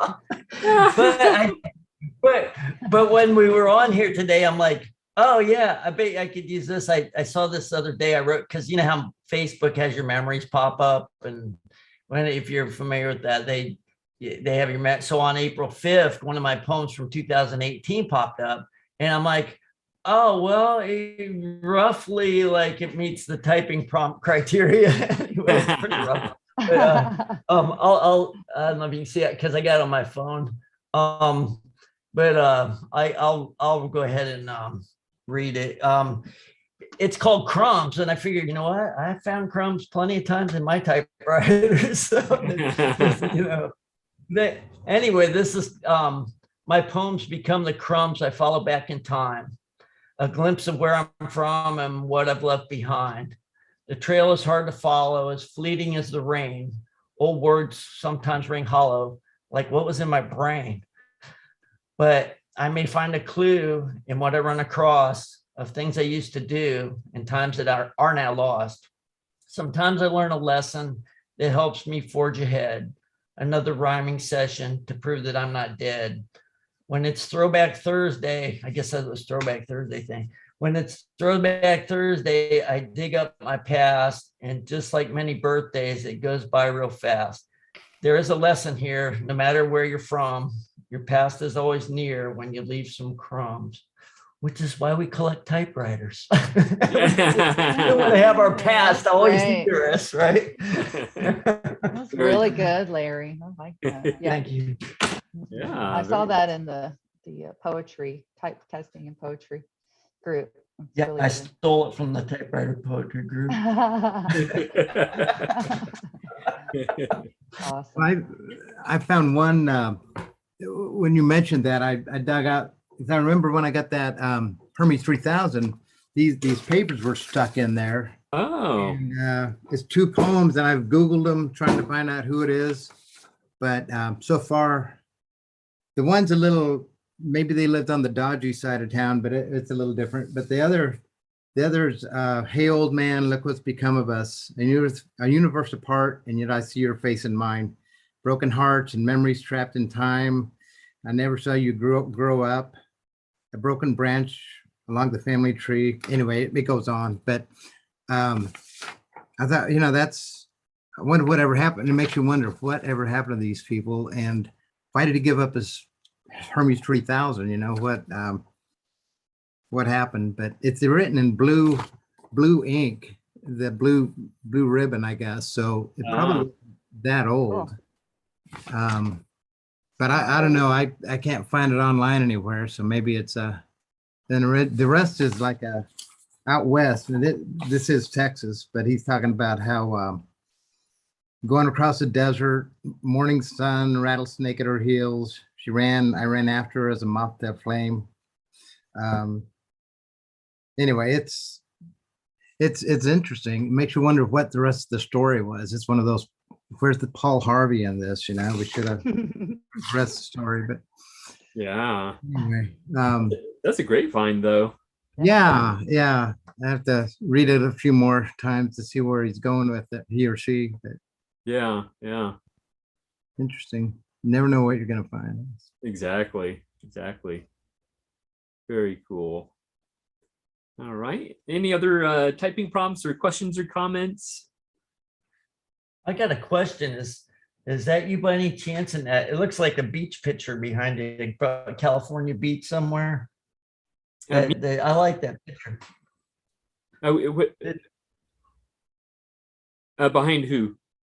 Behind you. Oh, okay. That's my wedding picture. That is awesome. Yeah, my late brother-in-law took it, and yeah, it was not the beach actually.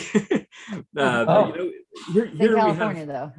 yes, we have palm trees all over the place. So it was at the California Citrus State Historic Park here in Riverside, and it was extremely hot that day, and it was kind of sad actually, because so we're at our reception, and my brother-in-law he grabbed us and wants to take us out because it was like the golden hour for photography, and so we're out there taking pictures, and and then we go back inside, and like they're like cleaning up, and we're like, what? It's not over. We paid for like 2 more hours. Wow. Oh, so it was kind of sad, but it was worth it because we got that beautiful picture out of it. So yeah. And you got to go on your honeymoon sooner. There you go. Don't forget that. Yeah, exactly. And 15 years later, actually almost 16 years later, yeah, here we are. All right, that's cool. Yeah, so yeah, otherwise, unless anybody else has any questions or anything, I think we'll wrap up here because I do need to visit my dad today. But if you do have any questions, feel free to ask. But otherwise, we'll go ahead and wrap up. How's your dad doing? He's doing okay. He's very frustrated being in the nursing facility.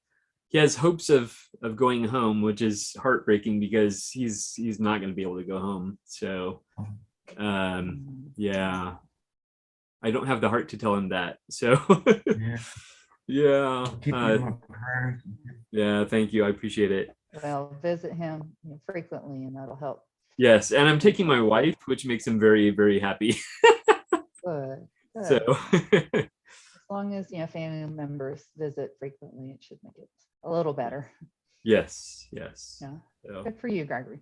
Good son. thank you. Oh. All right. Well, anything else? Otherwise, we'll go ahead and wrap up. Well, thank you, Gregory. All right. Well, thank you so Everyone. much, everybody. Glad you have good internet connection. Yay. Yay. Definitely, yes. And We'll be sure see to you check out online. the podcast at podcast.typepals.com. And yeah, otherwise we'll see you next week. Yeah. All right. All right. Happy typing. Thank you so much. Bye. Bye. Bye. Bye-bye. Have a good one. Bye-bye, everybody. Bye. Auf Wiedersehen. Yes. All right. Goodbye, everybody.